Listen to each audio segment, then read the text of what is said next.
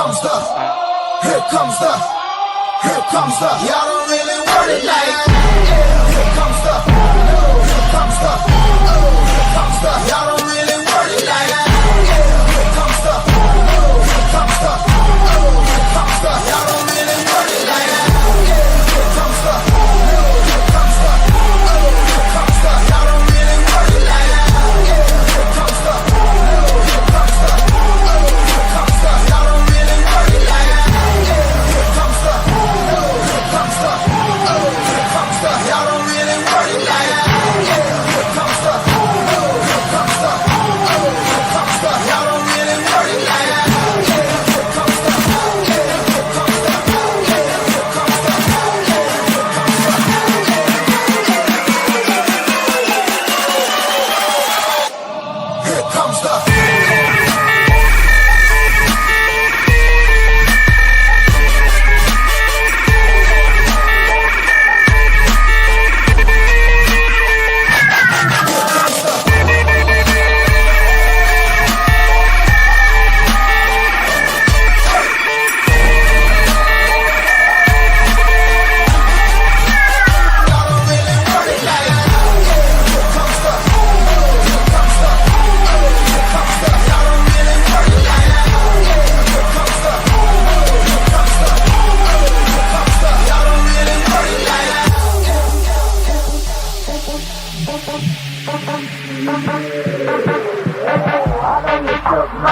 You ain't built for a skirt as a nigga can be. It's gonna sound like when I'm coming, like when I'm coming, like when I'm coming for ya.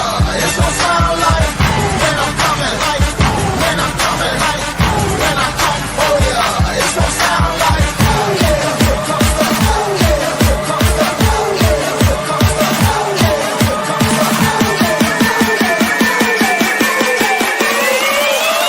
Y'all don't really want it like that.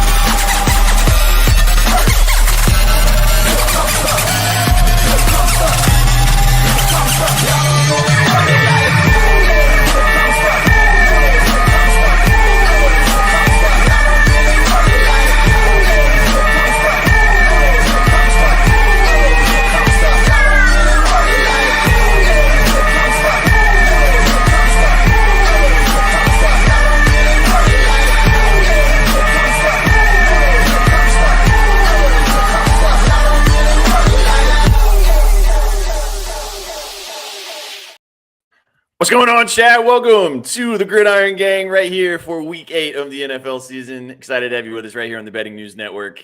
What is going on? Hope you guys are having a fantastic start to your Sunday. If you're a little bit hungover, you came to the right fucking place. Excited to have all of you guys with us to kick off week 8 of the NFL season. We got Trizzy in the house. We got Sauce Man in the house. We got Sook in the house. My name's Sweatpants Jesus. Stoked to have you guys here. Boys, happy tight end day. Go ahead and get it out of the way now. It's tight end day. Hope you brought your tight ends ready to rock and roll. How we living?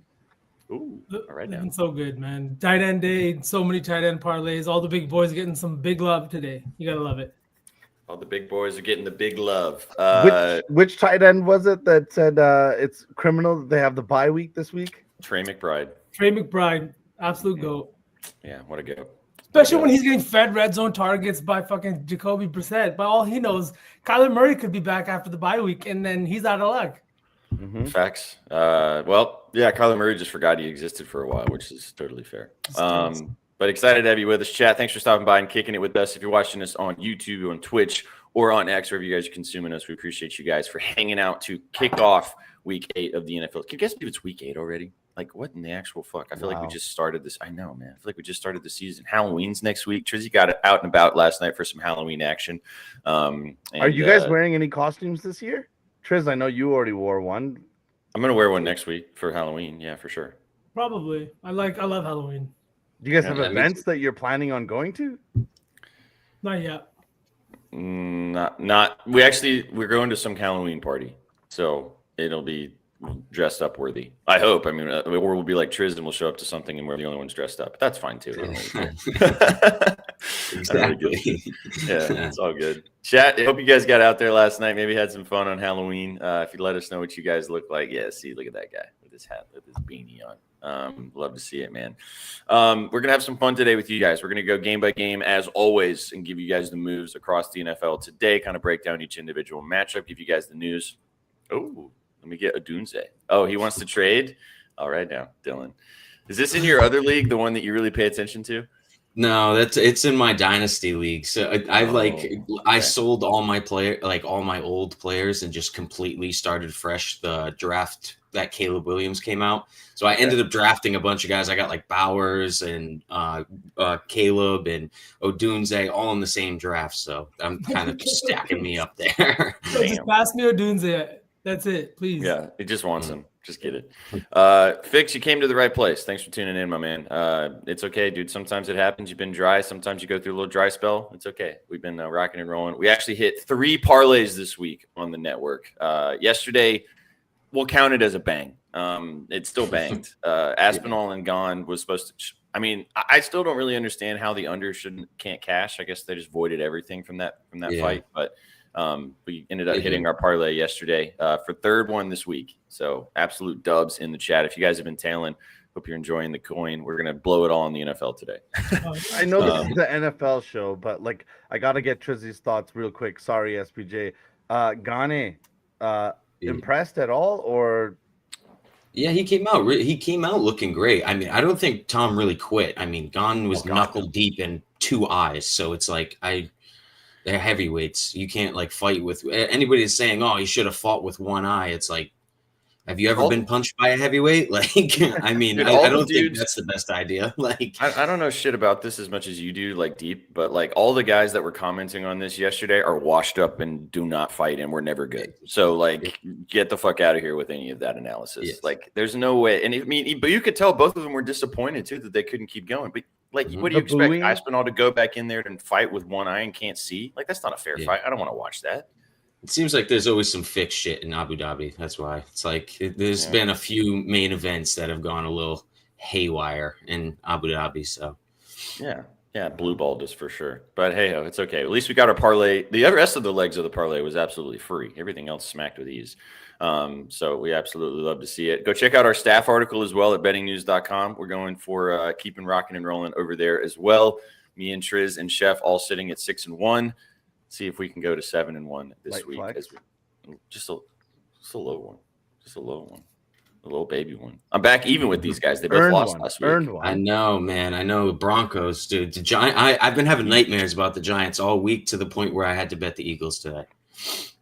The text you sent me about this was funny because I was like, are we really fading the Giants again? Are we really yes. I have to, dude. I have to. He can't keep getting away with it. Out of principle. We'll talk about that game. A sub bang, boys, from Alec.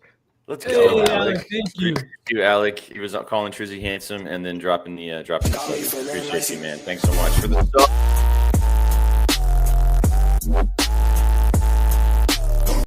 I was feeling nicey. Sub, feel free to do so on Twitch. If you're watching us on X, it's a great viewing experience, but come and hang out with us on Twitch. It's even better. You get to see the whole chat and chat with them. They're all really nice, most of them, except for Rusty. But everybody else is really nice, rocking and rolling. Rusty's the best. Come and hang out with us on Twitch. And if you want to support the channel, the content's always free, but it does help us out. If you want to drop a sub and get involved, we've helped you make some money over the entire NFL season. All right, boys. As we get into it, I don't want us to run out of time. We will have Chef with us a little bit later today. We'll also have Betsky join us as well when he gets up. He is in the Pacific Northwestern time zone area. Sauceman is too. He's awake and alive. We were worried you weren't going to make it. I had to start without you, but you're what happened was actually my cat got out. So then I was chasing him around the yard trying to bring him. Imagining you chasing the cat around the yard is plenty vision enough for me. Oh, trust me, it's actually hilarious, but not for me at all. I walked back inside the house, sweaty, changed my sweater, and I was like, okay, it's 7:30. It's even more hilarious that this is a cat that just wandered onto V's property and he adopted it, and now he is chasing it around. Yeah, quite literally, man. He's like, I don't want. Now I'm attached. Now if it gets out and it gets out of the yard, I'll be so sad. It's hang on, let me pull this up. Fix, welcome, dude. You're going to have some fun with the chat. Well, thanks for tuning in right over here, man. Give us a follow if you haven't already. You'll get the notice when we go live and kick it with us over here on Twitch. Appreciate you. And Rusty, you know, I just got to give you some shit. Penny Pension, what's up, man? He ain't penny, no penny pension from here.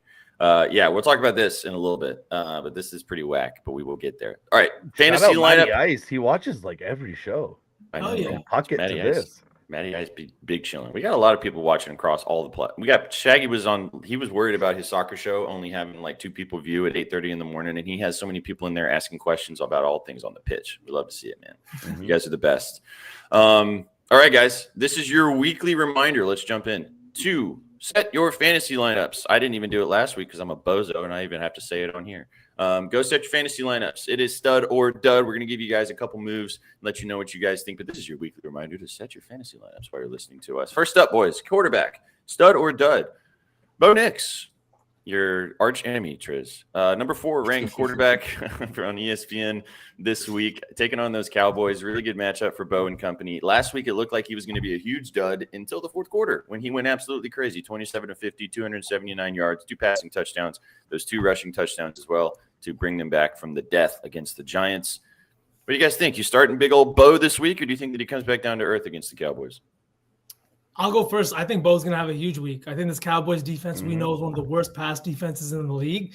And I think in the second half of the last game, what I enjoyed seeing was watching Sean Payton let Bo Nix turn it open with his legs. It's something he hasn't done a shit ton this year, but in the second half, 2 rushing touchdowns helped bring this team back from the dead and put them in the win column. So I'm all the way here for it. I think his touchdown's sitting pretty short, too, if you look at the odds-wise. So he could get in the end zone, and you know that always helps with these quarterback situations. I can keep it simple. You got to go stud just with the 51-point total, right, Triz? I mean, I kind of like the under in that game, but at the same time, I agree you have to start him. The rushing upside on Bo Nix has been unreal. I think he entered the fourth quarter last week with like 8 fantasy points and finished with like 39. So it's like, you how do you not start him at this point? You know, like, yeah, he's just has such a safe floor.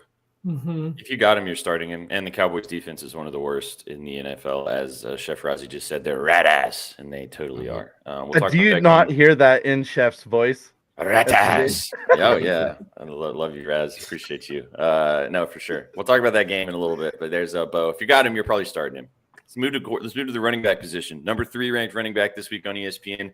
Old CMC. Back looking like CMC of old after that crazy performance last week. 24 carries, 149 yards, 7 catches for 72, and 2 touchdowns. Man, he really needed that ice bath. He was a busy boy.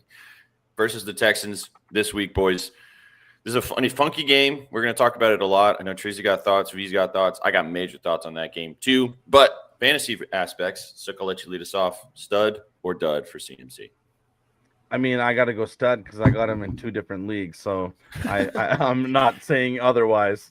A little biased, eh? Before you guys take over, I'm a little worried. I mean, you're going to start him if you got him. You're not sitting him, right? But the Texans defense is one of the best in the NFL, especially in the run defense department. So this could be one of those situations where you're going to start him and he maybe has a pedestrian performance, but with how he's playing and how banged up they are and how much production he's going to get from a touching perspective, he's probably going to be the vibe. But I would lean towards dud if I had to choose. What do you think, Triz? What is a dud for CMC? 20 points? Yeah, still one of the high, you know what I mean? It's still one of the higher scoring backs that you can start in fantasy. You got to start him. You always start him. He's just too diverse not to start him. If they stop him on the ground, he catches 8 passes. It's hard to who would you even replace him with? Really, even matchup wise, CMC's floor with the receiving upside is just too safe. You start him every week without thinking. It's still Mac under center, right? Yep, still Mac Jones starting today once again against the Texans. Sauce Man, final thoughts on CMC? Short and sweet, stud. 6 touchdowns, 3 to the air, 3 to the ground. Stud. Nice and easy. Okay, now things might get a little interesting. The first 2 were pretty chalky. Let's see how we do here, though, boys. Number 2 ranked wide receiver on ESPN. We are kind of skipping to Monday Night Football a little bit here as the Chiefs take on the Commanders. But last week, Rashee Rice in his return, 7 catches, only 42 yards. But that was because the Chiefs were just absolutely obliterating the Raiders. 2 touchdowns, crazy return. what do you guys think about Rashee Rice being the number 2 ranked wide receiver this week? Do you think that he has a good he's got a good matchup against the Manders? Number 2, though. Interesting. Stutter Dud, Sauceman, I'll let you lead us off. What do you think? 4 red zone targets in his first week back. A shit ton of red zone targets everywhere else. And we know that in the PPR league, receptions are going to pay. So, stud, you got to start this guy. I think his minus 105 touchdown line, I think it's down to minus 110 too, tells you everything you need to know. Mm-hmm. Yeah, nice and simple. We aren't going to talk about this game too much because we'll talk about it more tomorrow as it is Monday Night Football. But, yeah, he's probably scoring a touchdown tomorrow. Right, Triz? Yeah, I mean, I kind of wanted to fade him a little bit last week. Everybody was on him, taking all of his props, and like I think every single one but the yards hit plus 2 touchdowns. You can't fade him. He's got Patty back there. Patty loves him. I'm not sitting him. It's just one of those situations. He's on one of the better teams in the league with the better quarterback. How do you sit him? He's just got a pretty safe floor always. Yep, with that offense as well. The Commanders also, like I mentioned, their secondary is not very good. They're dealing with some injuries on that side too. Marcus Mariota is getting the start as well for a hurt Jaden Daniels once again. Could be an interesting game, but we'll talk about that one more tomorrow. All right, last one. We don't normally do tight ends on Stutter Dud, but it's National Tight End Day, boys. So we got to. Number 3 ranked tight end this week, Georgie boy. Old George Kittle's back against the Texans like we talked about. I didn't put any stats because it's National Tight End Day. What else do we need to say? You guys think George has a chance to be a stud in this matchup against that tough Texans defense? Yeah, tight end is his favorite. I don't know if you guys have seen his stats, but he's got 120 plus yards every single time. I mean, it means nothing, but it's also a holiday he started. Yeah, he's Santa Claus of tight end day. Right, founders of Tight End U.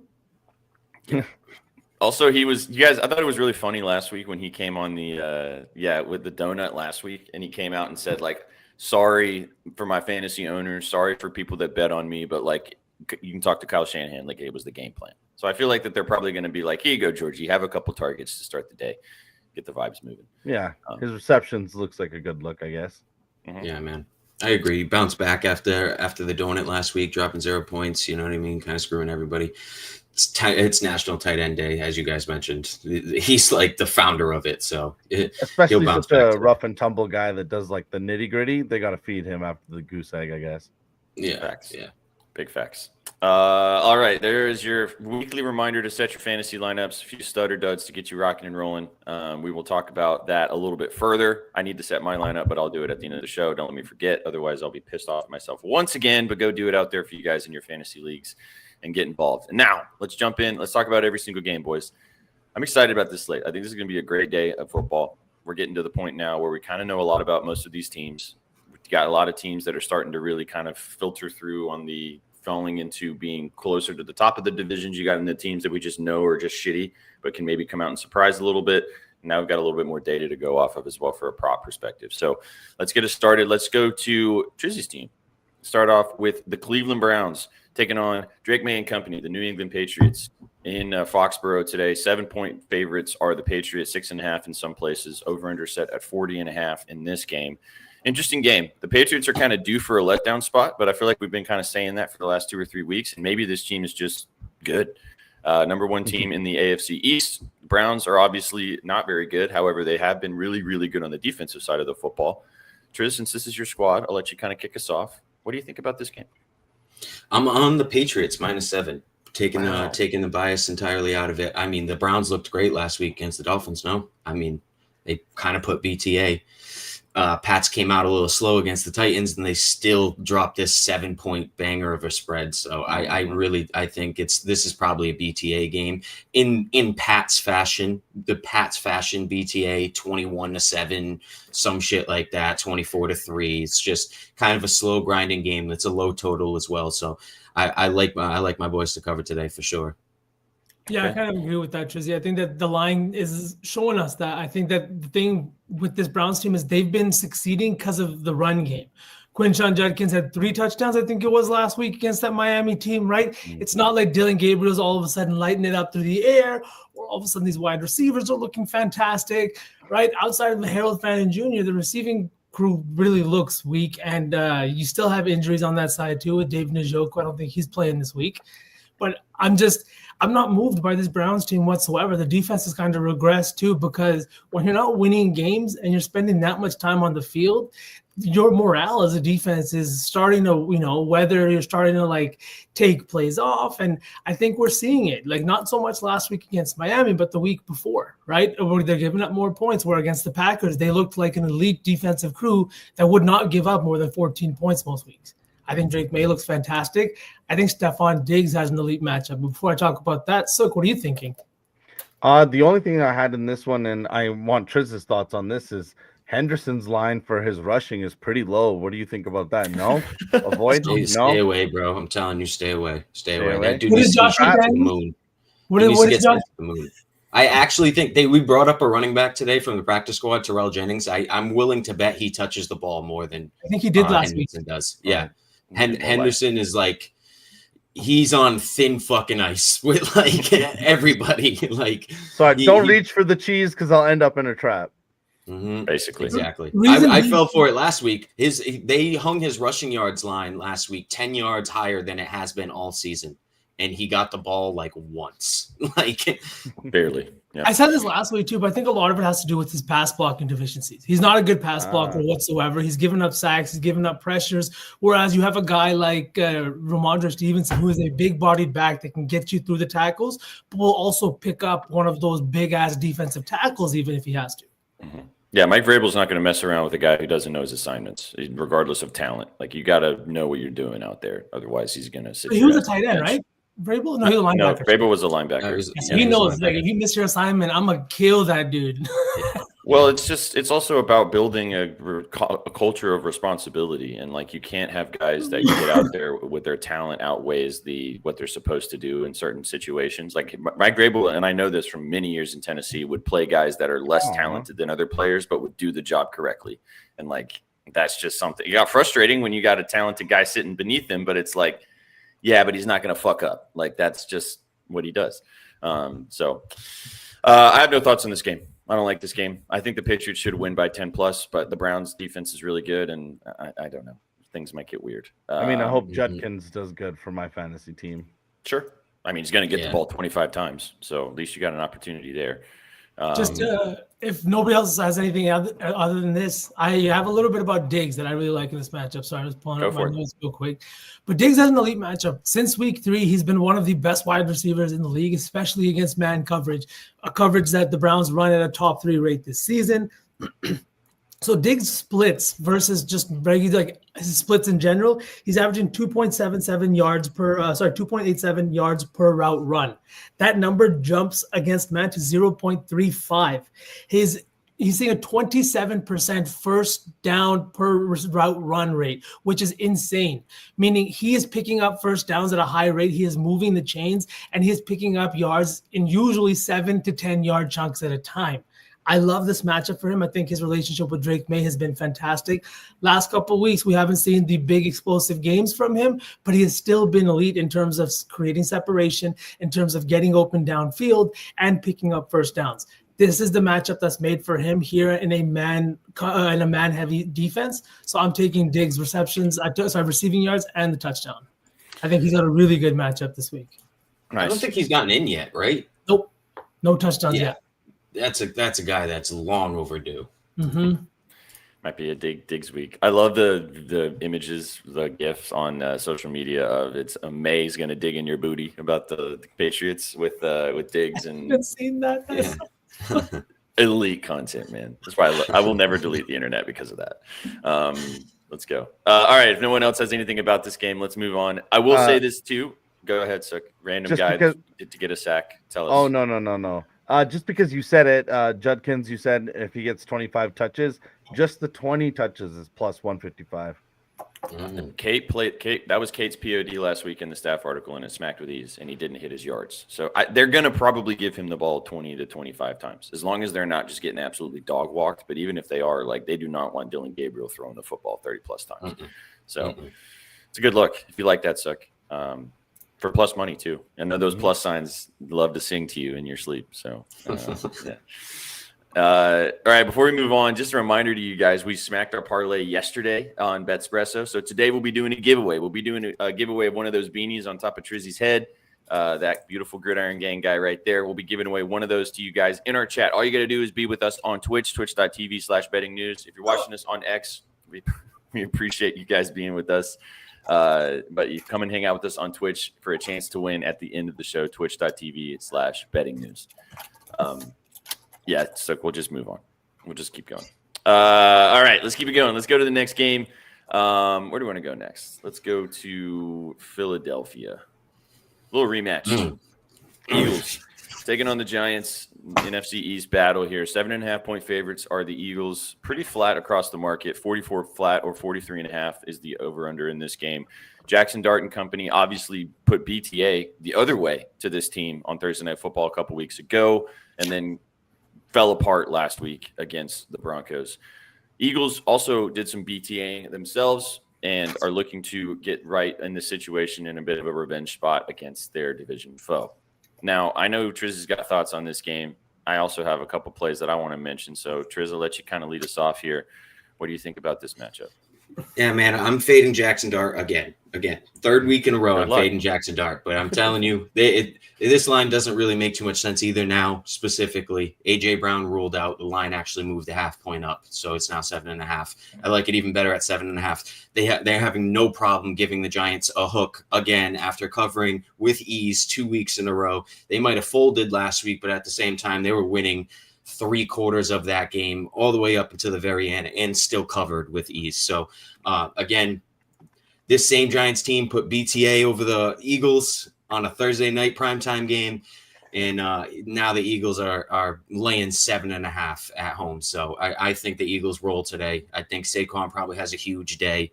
I think I don't want to say we see some regression from Jackson Dart.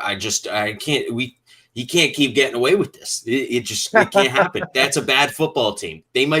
Jackson Dart might be great, and he's been playing really great, and so is Scatterboo, but that's a bad football team. It's a very poorly coached football team as well, and that's just not going to go away. Eventually, this little memes Jackson don't train, make you a good team, right, Triz? Yes, exactly. Memes don't make you a good football team, and I mean they've been playing a little bit above their potential in my opinion, and I think it might end up coming crashing down in a divisional matchup in over a team that is coming back for blood. That with all the hype that Dart and Scatterboo got after that game, after putting BTA on them, you know how some of these Eagles guys are. They're going to come in here with a vengeance and really try to make a statement today, and I think they really put Jackson Dart in a blender. I can hear the bit of total frustration you have betting against this team, purely off the fact of how they just sold your soul against the Broncos last week. So I can hear the aggression that you're feeling right now. Sauceman, I know you wrote about this game, so I'll let you finish this off. I just want to mention I do have a bet here. I took Cam Scatterboo over 80.5 rushing and receiving yards. It's actually 78.5 across the market now if you want to get a little bit better number than I did. This is a set it and forget it line until proven otherwise for me. It's hit in 5 straight games. He had 104 rushing and he had 110 rushing and receiving yards against this Eagles team 2 weeks ago on Thursday Night Football. Bad matchup last week against the Broncos, and he still got over it with 60 rushing and 34 receiving. He's just going to get targeted like crazy. When Dart's in trouble, he kind of just dumps it down to old Cam, and old CTE head's going to run through some people today. So I like the 80.5 rushing and receiving. Again, until this lines up into the closer to the 90s, I'm going to keep taking it just purely off the volume. So I like Scatterboo. I kind of lean with you, Triz. I think the Eagles maybe BTA him. But Sauceman, what do you think? I know you wrote about it. Man, there's a lot of angles I was looking at in this game. I was a little bit hesitant just on both sides, but like you said, Trizzy, this has got to be a team that is going to come in pissed off. It's a divisional matchup, and not just that, but you guys went in against a rookie QB as like a 7-point favorite, 8-point favorite. Ass. Yeah, y'all didn't even lose. It wasn't close. You guys got belt to ass. 34-17, I believe, was the final score of that one. And both offensively and defensively, the Eagles look discombobulated. I think this is a spot where Jalen Hurts needs to lead this team. And the thing he hasn't been doing over the last 2 to 3 weeks is running the ball. Now, I know he gets a lot of shit for the way we call him a running back. We say this or we say that, myself especially. But he is a guy that is now one-dimensional. And if you have a QB that is able to do both, and now you are sitting there just okay. Mm-hmm. On that All note. right. All right. He was selling the shit out of it, and then we lost him. You guys can go read Sauceman's analysis of this game at bettingnews.com. He did break it down for free. Go check out his analysis over there since he was about to give you the rest of it, and you don't get it. Before we move past this game, Oh, Sook, actually, what are your thoughts on this one kind of before we kind of just close this one out? I kept it simple. I took the Giants team total rushing yards over 123.5. They averaged that as a team over that number, and Philly gives that number up on the ground, averaging that. Everyone likes Scattaboo. Everyone likes Dart. Tracy is still there. Singletary is the third string back. I just think they have a lot of potential on the ground, especially if they're behind in this game. I just think that they're going to Dart doesn't have that much potential in the air, so I just think they're going to have to get it done on the ground if they are moving the chains. Yeah. Oof, Dalton. Oof. He'll be back. It's okay.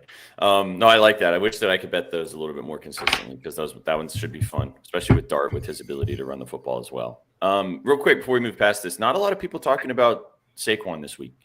Yeah. I mean, it's Saquon against his former team. You know, hasn't had a rushing game over 58. His highest rushing total, boys, this season so far is 58 yards. His line today, 79.5. We actually, what is it? What do you think, Tris? I was looking at 83.5. It was, this game was looking at me like one of those either Jalen or Saquon 2+ rushing touchdown type of games. Like, no AJ Brown, they're still going to move the football at will. You know what I mean? Mm-hmm. Like, it's. I think we could look up and Saquon could have 100 on the ground. Mm-hmm. First week of the or first game this season where he's really gotten loose against the former squad. Little situation. Again, no one's talking about it today. Can't forget that. He's never going to forget that against his team. Everyone's probably a little jaded. Yeah, sure. All right, B's back. Anything else you want to add, B, before we move past this game? Just Jalen Hurts rushing yards. I think he has to do more on the ground, picking up the ball that way. Like you guys just said, it could be a Barkley week, but this team ranks 30th in rush yards this season. And whoever thought you'd say that about a Philly team, let alone a team that has Saquon Barkley in the backfield? I don't think it's something that's going to hold, but I do think the offensive line has had some major issues run blocking. It's why I think Hurts is going to have to do it on the ground and on scrambles, not so much runs this week. But I like the over 30.5 rushing yards, and I think Goddard's going to have a good week. He's one of the few guys that's better against the man defenses, and that's something the Giants do quite a bit. It's National Tight End Day, no A.J. Brown, and he had a touchdown 2 weeks ago in the same matchup.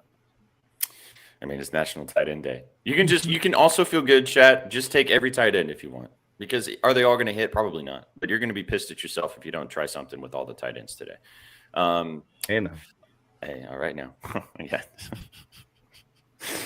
Sunday fun day, baby. Let's move on. Let's talk about this one. Can't wait to talk about this game. Texans taking on the Niners. 2.5-point favorites are the Houston Texans as we're sitting right now. This line kind of has danced around this week in Texas today, in Houston. CMC, like we talked about a little earlier, coming to town. Mac Jones getting yet another start for this banged-up 49ers team. Over-under is set at 41.5. Before I let Tris talk about why he likes the home team here, this line stinks. Just absolutely stinks. The 49ers are one of the better teams in football right now, 5-2. Banged up, though, all across the board. Texans 2-4. Offense looks anemic in long stretches of games. Why the hell are they 2.5-point favorites at home, Trizzy? I have no idea. So I'm going to take the Texans because it doesn't make any sense. The Texans are banged up equally. No Nico Collins, right? Nico Collins isn't playing. Dalton Schultz, even probably the top target in the game. He's coming into it a little bit banged up. And San Fran is really banged up, but have been clearly playing through the injuries very, very well. And the Texans have also been struggling on offense pretty bad here.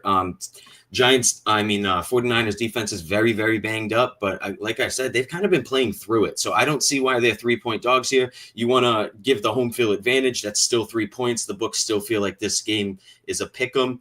And to me, that feels a little weird. So I'm going to roll with the Texans here.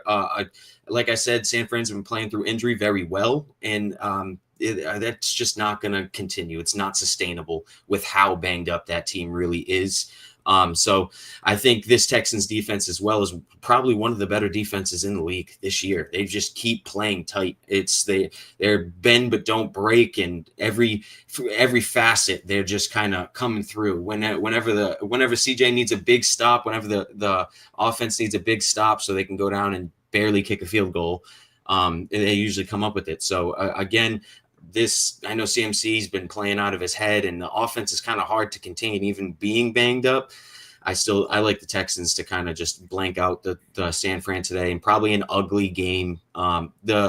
I like 1.5, 2.5 is getting a little sus. I don't understand really there. They probably win by a field goal, I'd say, but it's going to be a slugfest. I think the total also tells a story here. Yeah. I think maybe I'm just on a little bit on the other side. I like the Texans in this spot. I think the line is exactly what me and SPJ have been talking about it during the week too.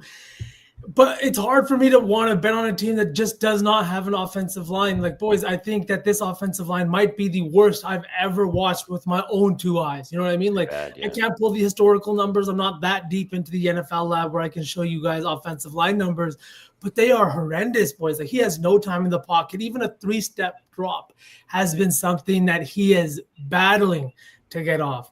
Is Nico Collins playing today? Is he still in concussion protocol?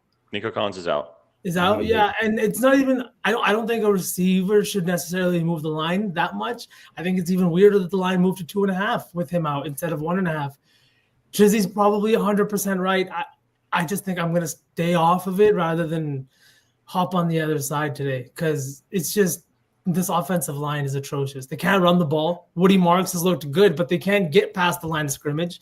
Same with Chubb. I think they have the least amount of yards before contact in the NFL, which is just not something you want.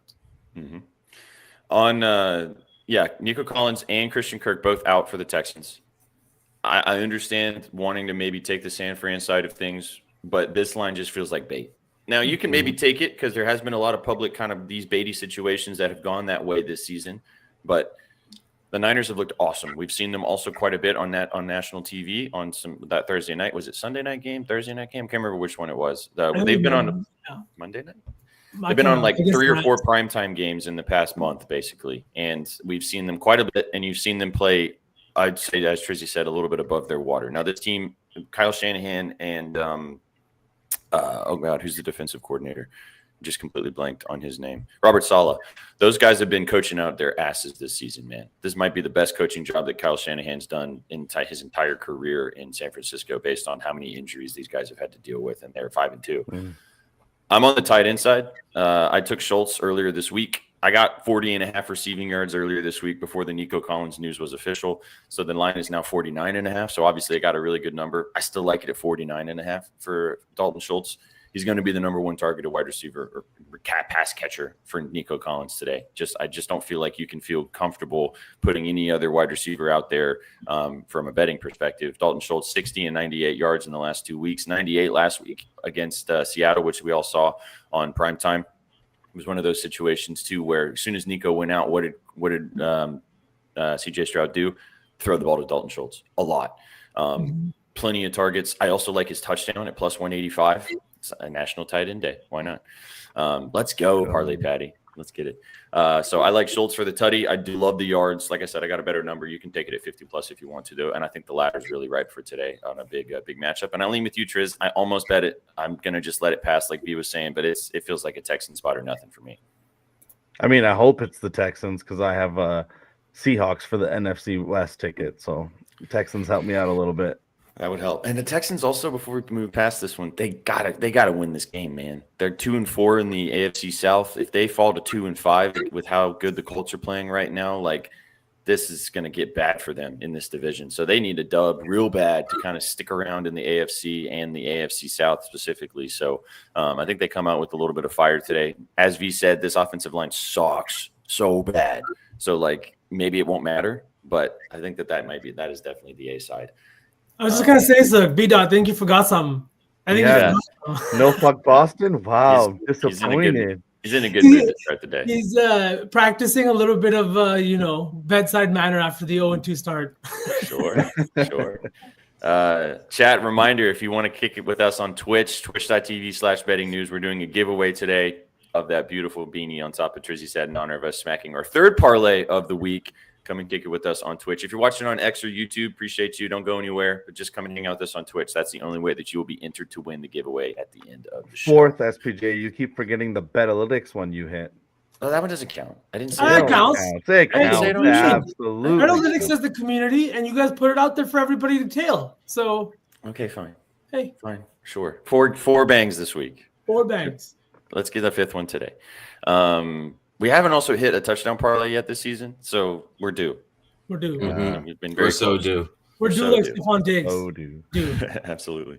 All right, let's move on. Let's talk about this game. Really interesting matchup here. The Falcons taking on the Dolphins in Atlanta.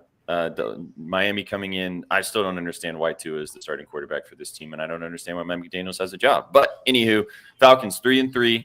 No Michael Penix today. So Kirk Cousins will be starting quarterback for the Atlanta Falcons, and the line moved up another half point towards the Falcons. 44.5 point total here. I'm going to lead us off because I know we probably all want to talk about this in different angles. I'm taking Bijan Robinson today. I took his over 88.5 rushing yards. There's probably, if Tyler Algier, has Tyler Algier been ruled out?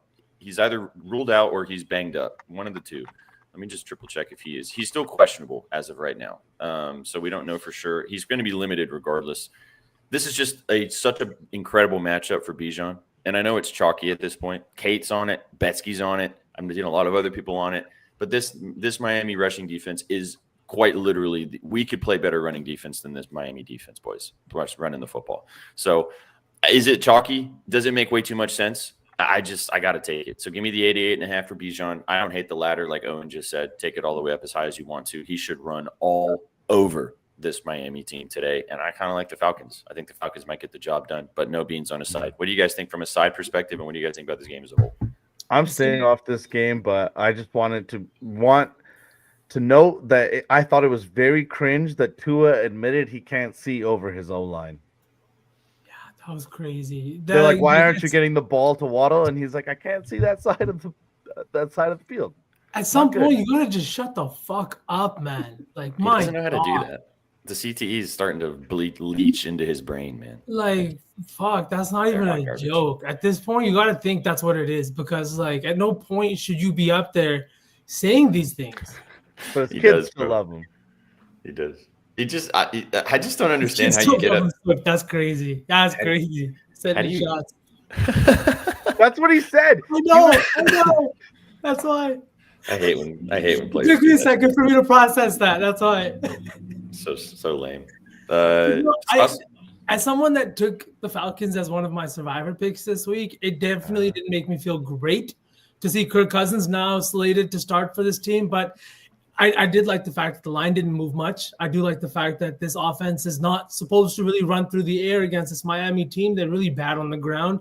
Bijan is fully healthy. I do not see a world in which you do not feed this kid 25 carries on the ground today and just let him go to work. So I don't like, that's all I have in this one in terms of plays. I know Drake London, he is a guy that has really struggled against man coverages, but is really good against zone coverages. This is a team that employs a lot of man coverage, so I was kind of off of Drake London. But Kyle Pitts is the opposite. Usually you see a lot of tight ends thriving against zone coverages because of their big bodies and the fact that they can find the holes in the defense. But because Kyle Pitts is such a mismatch one-on-one, because what he brings size-wise against size-wise against DBs, and then speed-wise against linebackers, I really think on National Tight End Day, he's a guy everybody's forgetting about just because he's burned everyone a lot. Kirk Cousins is now the starting QB, but I really think he get in the end zone this week. It's a Miami team that's really bad, boys. Gives up a shit ton. They're so the opportunity will be there. Before you give your thoughts, I have a feeling that Kirk Cousins might come out and just drop his dong on the table and throw for like 350 yards and 3 touchdowns or something. Like this is his chance to come back, because you got to think about this too. Kirk Cousins brought there to make a shit ton of money. Old Kurt Cobangs. This is his one chance this season to remind the entire NFL that he is still a starting quarterback. And then there's going to be some team that if he has a good day today, because they're going to go back to Michael Penix when he's healthy. Like they've already made the choice. Like there's going to be teams that need a quarterback. And like, I can see Kirk going somewhere else and playing if he's got the stones to come out there and just be, because we've seen it before, man. Like he threw for what 500 yards last season as a starting quarterback for this team, and then they ended up benching him. Like, look at the Vikings; they need a QB. I wonder if he would work there. That would be. They don't even need to get a graphic on that one. Anyway, Do you think that Bijan and Cousins could have good games? Like, do you think the Falcons' offense could just roll? I think that they could. I think that they're going to feed Bijan, right? But we've talked about this with Bijan. Bijan is the type of running back that, like, if maybe the Dolphins just decide to show up and play run defense today, just throw him some swing passes, get him out in space. Like, you can still move him around and utilize him in all different types of assets if you can't just turn around and hand him the football. So I think that both of them can definitely have big days. I didn't bet go Kurt whatsoever, but I feel like that it's an opportunity for him to come out and remind the league that he's still that guy. Mm-hmm. Triz, what do you think about this game? I mean, the spread screams Falcons BTA. No, I mean, that Falcons team didn't look the best the other night. I would say not. I mean, I know the Dolphins have looked really, really bad, but I mean, the Falcons didn't show me anything on primetime where it was like, okay, I think they're going to go and blow out the Dolphins next week. I mean, with Kurt now, I kind of have more of that inkling, but Penix has just been struggling, man. I mean, Kirk's got that veteran presence, that he's got that veteran knowledge. He's played in the league for years. I feel like he's going to be able to make a little bit more happen when there's nothing there. Yep. Where Penix kind of struggles a little bit, so to say, you know? Mm-hmm. So I lean Falcons here. They probably cover. I do think Kirk's probably going to throw his dick around, throw for 300, throw 400, something like that. Somebody dropped that Pitts scored 2 on tight ends day last year. That's probably a good look. Maybe not 2, but 1. I do know that's probably one of Kirk's more favorite targets over there. So, yeah, I like I said, I think the Falcons roll, but I'm probably not going to get involved. This is a good point too. Before we move on, I mean, he got Bledsoe, legit. Like they wanted to play Penix. Kirk wasn't playing badly. He had a game where he wasn't great, but like they wanted this to be their guy. It was a couple bad games. It was a few bad games. Like he didn't have the best season. That's for sure. But like you don't pay him that much money to give him a 6-game fucking run rate. You know what I mean? I think that this is a chance for him to go out there and remind everybody that he can still be that guy. So you like that? We might get that today. All right, let's move on. Let's go to a couple more games in the early window here. The Bengals taking on the Jets. Really interested to hear you guys' thoughts about this one. Joe Flacco and company coming to town, 6.5 point favorites, and actually down to 5.5 in some spots as well, kind of all over the market. 44.5, 43.5 total, depending on where you're looking. Justin Fields is going to be starting once again for the Jets as Tyrod Taylor is injured. What a terrible, crazy, weird quarterback room to deal with. Joe Flacco, though, on the other side, has been awesome for the Bengals for the first 2 weeks as the starting quarterback for this team. I kind of want to take the Bengals today, boys. Triz, I'll let you lead us off. What do you like in this game? Any thoughts? I really wanted to take the over, man. I can't pull the trigger. I haven't pulled the trigger, but I just don't see, how does there not like 100 points scored in this game? Sauce Gardner ruled out. That Jets defense was already Swiss cheese. And you just saw what Flacco did to a fairly better defense on primetime with Jamar Chase, like 16 targets or something. With no Sauce Gardner, the other cornerback on the other side was already weak to begin with. I believe it's a rookie. They're just going to go at these guys all day. I don't really see anybody there that's going to do much of anything to stop them. So I just don't see how there's not a million points. And again, Justin Fields has been pretty bad on the opposite side, but this guy's playing for his job, 100%, playing for his career. Maybe he may not get many other chances to start an NFL game, and he's getting a pretty good matchup here because this Bengals defense is also not very good. Like they do get diced up a lot. I'm not sure if I know Hendrickson was questionable. I'm not sure if he got ruled in, but I wouldn't be surprised if he was ruled out. And if he does, it's an even easier day for Fields. He's not going to have too many people to throw to, but he definitely can get it going with his legs. And again, I think the Jets in this game, I kind of thought the same with the Panthers defense, but the Panthers defense has been tightening up a little bit. I know this Bengals defense hasn't tightened up that much. I can't see how the Jets don't put up at least 10 points, 14 points. And I mean, the Bengals should have their way on offense. So how does this game not go over 44? I'm not exactly sure. I'm kind of sketched off of it because it hasn't moved. It hasn't nothing. And it seems like the over and the under are getting some love depending where you're looking. So just kind of sketched off. But Bengals should roll. Like I said, that Jets defense is trash. Swiss cheese. Before Sauceman talks about it, Hendrickson questionable, but is expected to play via Jeremy Fowler from ESPN. So he's looking like he's going to give it a go with that hip injury. So that helps the Bengals defense. But as you said, Tris, this defense sucks ass too. They're bad, regardless of the fact their offense has been better with Flacco and company. I got a prop that I'll mention in a minute. But B, what do you think about this game as a whole? Man, I understand what Trizzy's saying about the over here. I think you want to see points, but this Jets team, like, can you name me a single pass catcher outside of Mason Tyler on this team or Taylor? Not just that, but this Bengals defense has been abysmal, but they have not been that bad against opposing wide receivers. If you go back and look at the numbers, they're 6th in touchdowns allowed to the wide receiver position. Cam Taylor-Britt hasn't been that bad on the outside. A lot of their issues kind of stem from the inside against the run and in that linebacking crew and against slot receivers. I think that's a place where we can take advantage. A guy we talked about a couple weeks ago, Mason Taylor, is sitting at plus 325. I hate the value on that because it doesn't really kind of tell me he's going to score today. But like I said, they have no pass catchers. The Bengals rank 32nd in touchdowns allowed to tight ends. And last week, boys, we saw not one, not two, but 3 tight ends for the Pittsburgh Steelers get in the end zone, boys. 3, the first string, the second string, and the third string. And the fourth string guy got an end zone target. He just dropped it. Like, this is a team that struggles in the middle against tight ends. This is a guy who's going to come in, I think, could have a big game here at plus 325. The only thing I'm a little bit hesitant on is he's a little bit banged up. I know he's questionable really up until today. It says he's going to go now, but he's had a little bit of a knee issue. I just don't know the extent of this knee issue. I think in honor of National Tight Ends Day for our touchdown parlay, we have to do a tight end touchdown parlay. Like, I think we just it's gotta happen. And I like Taylor quite a bit. I like that. So maybe we'll like that. Yeah. Okay. No, there is a few touchdowns we've already talked about too that I think could also make, we'll get there. We'll get there at the end. Yeah. So you got any thoughts on this game before we move on? 0 thoughts on this game. Maybe Chase Brown's rushing yards coming off the big week last week, the Canadian kid. Yeah. Oh, Triz, go. Yeah, thank you. I'm on his anytime touchdown today. That dude so due. He's gonna find the end zone.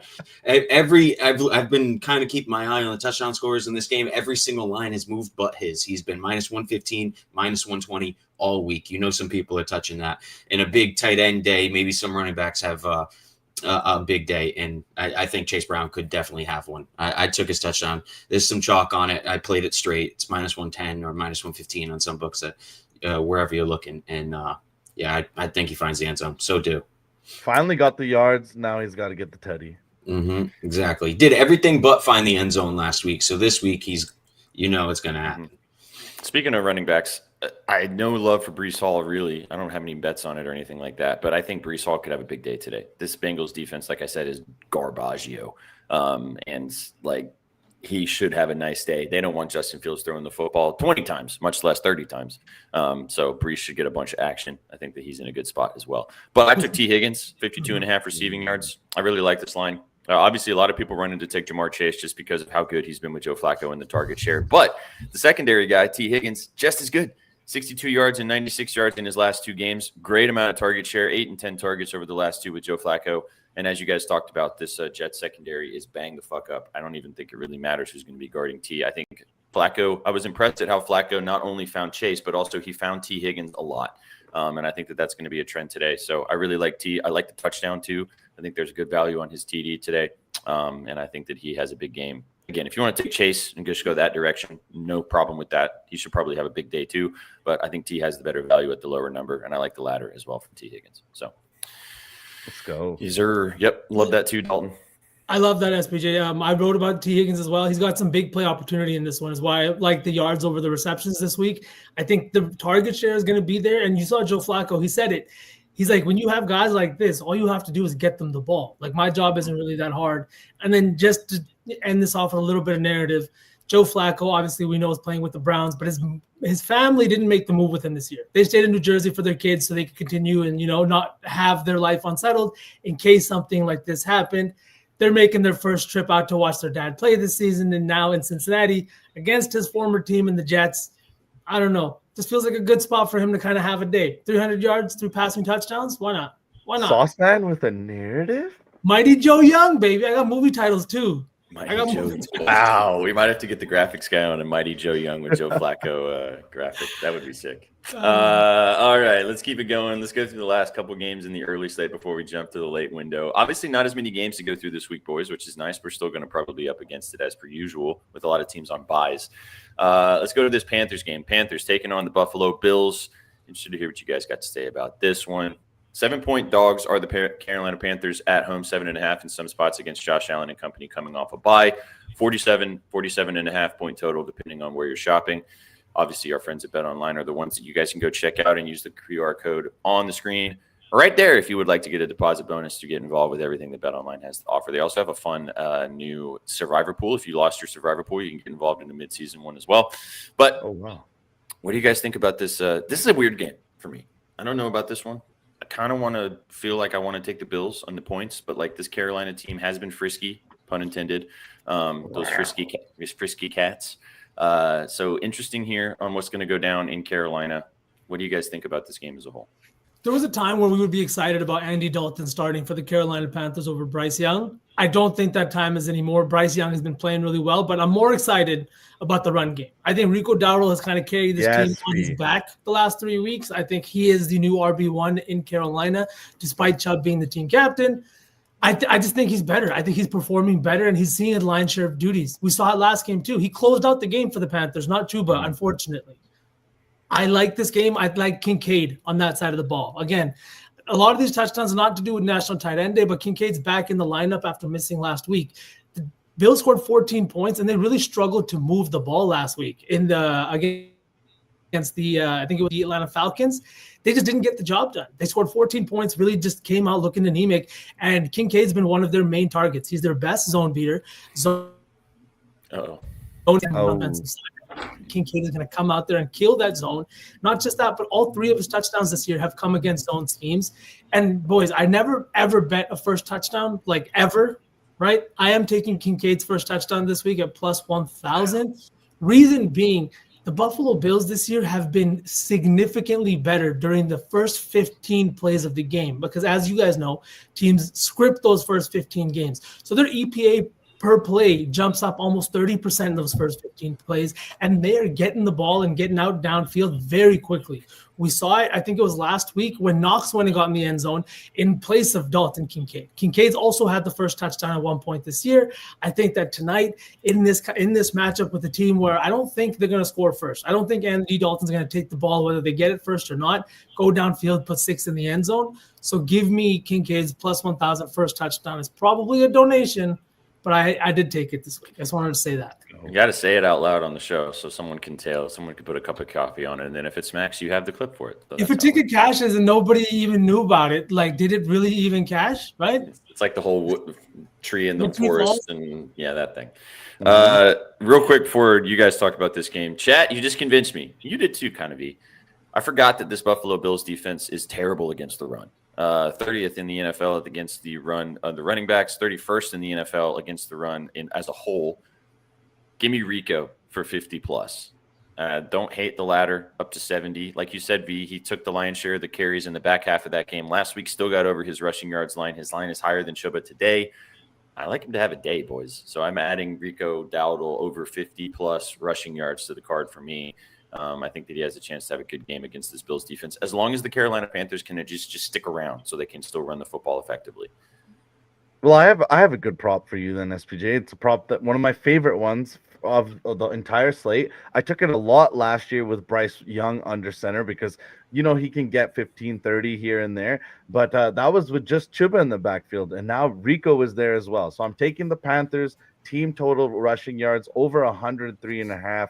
Like you said, like V said, the Bills defense is pretty soft on the ground. So if you want to keep it simple and you can find this prop, over 103.5 minus 120 Carolina Panthers team total rushing yards.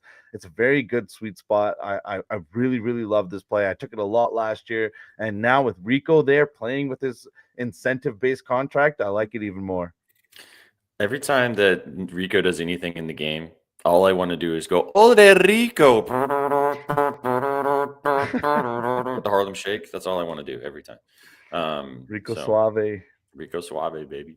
Word. All right. Anything else on this game, boys, before we move on? No. Nope. All right. Let's keep it going then. Let's go to the last game of the early window before we move on. Because we got 2 more games. No, last game of the early window before we move past the early window. Now, this one is funky. Been funky all week. There's might be some NFL action, that NFL disciplinary action that comes into the Baltimore Ravens as to what they've kind of messed around and done with this week, because Lamar Jackson was expected to return this week and he practiced throughout the week. The line was kind of saying this earlier this week as well, as the Ravens were 6.5-point favorites. And then randomly on Friday, it came out that Lamar Jackson was not going to be playing this week and he was going to be coming back following next week, possibly. So the line obviously moved to 2.5. Lots of people were really pissed off that took the Ravens earlier this week, expecting Lamar's return. Over-under is set at 45.5, depending on where you're shopping. If you got the Ravens -6.5 earlier this week, GG's. I'm really sorry. But it's obviously just one of those situations where, and again, like I said, the league is actually looking into this. They're going to see if the Ravens broke some rules here by the fact that they said Lamar was going to possibly play and then is not going to play. As a whole, Sauce, I'll let you lead us off, man. You're muted before you talk. What do you think about this game as a whole? And do you expect Snoop Huntley and company to be able to move the football, or do you think the Bears have a good shot here? The last time I trusted Snoop Huntley to do anything for me, and that was just pass a touchdown, like throw a touchdown, I almost gave up on NFL betting altogether. Like that was almost my breaking point. So no, I am not touching anything Dolphins. Not Dolphins, sorry, Ravens today. Other animal. Played for the Dolphins at the time when he broke me. That was why. But this is a situation where I think that the Bears are going to come in and have a good game offensively, right? Like we've been kind of starved for a good Caleb game. After the first 2 weeks, he looked kind of good, but then now you're looking at a bunch of checkdowns, a bunch of yards after the catch, and a guy like Rome Odunze has not looked as good before the bye week as he has after the bye week, right? Or sorry, he hasn't looked as good as he did before the bye week. His first read target share is down heavily, and I think a lot of that has to do with not just the offensive scheming, but with the way Caleb's playing. In the end of the last game last week, they had 2 red zone trips in that fourth quarter, and I know that they were up like 10 points, but on both red zone trips, Ben Johnson refused to pass the ball, and I think a lot of that had to do with the fact that Caleb almost turned it over twice in that game, both late in that game. I think they have to play better. I think that this Ravens secondary is not just decimated, but they were already terrible when they had everybody playing.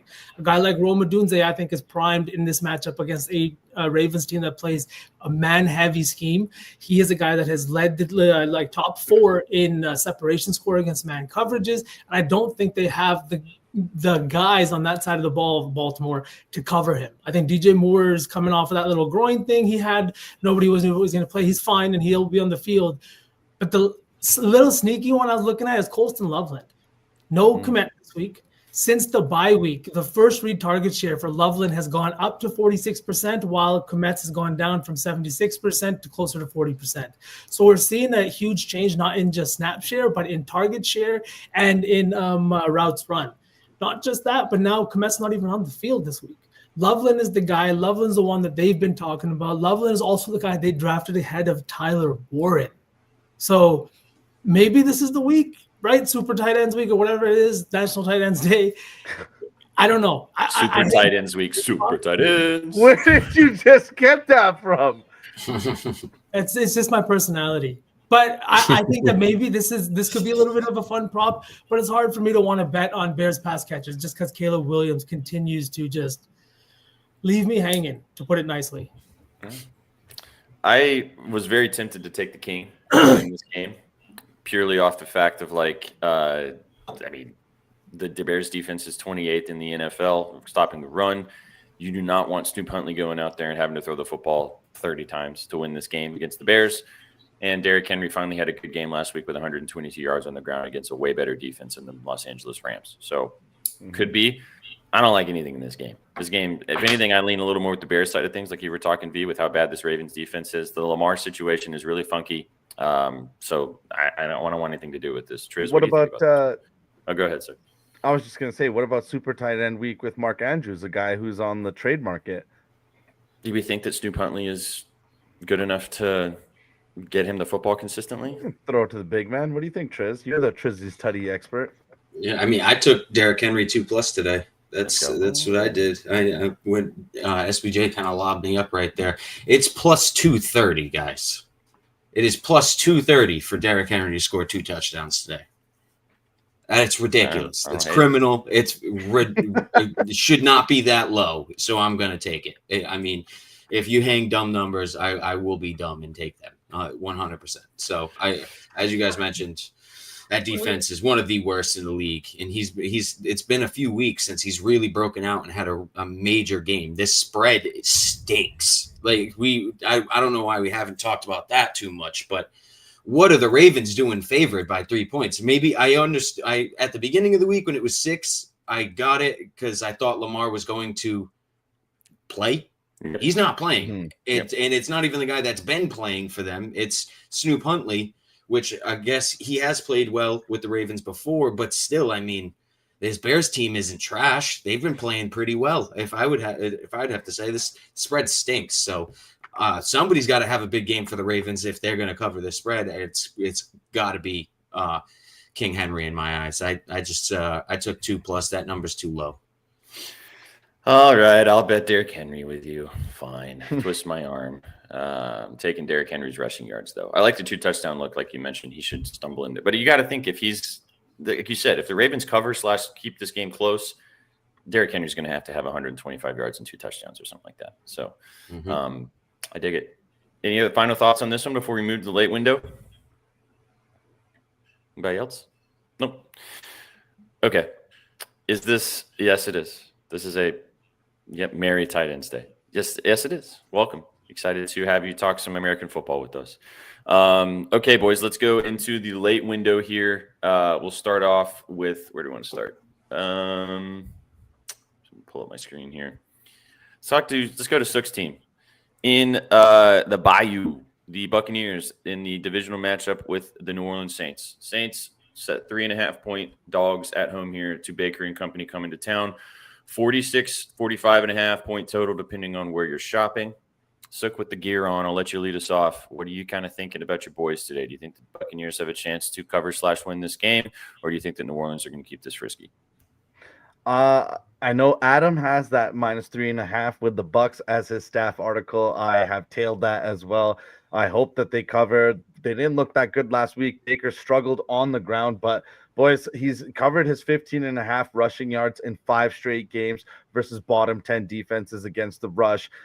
This defense of the Saints, they can get a little frisky here and there. So I also did take Baker's 4 rushes for -120. That's my staff play of the week. I do think that this divisional matchup might be a little weird. I am a little bit scared. I do think that this will be an entertaining game no matter what. But what are you guys thinking? Is think that Baker is going to kind of bounce back after looking very shaky last week, throwing the ball very high on Abuka for a few of those receptions that he missed. But I do think that the Bucks cover the 3.5, but that line seems short. No, I'm on the under here, man. I'm on the under. Divisional under. It's staying under that key number 47. They haven't bumped it over it.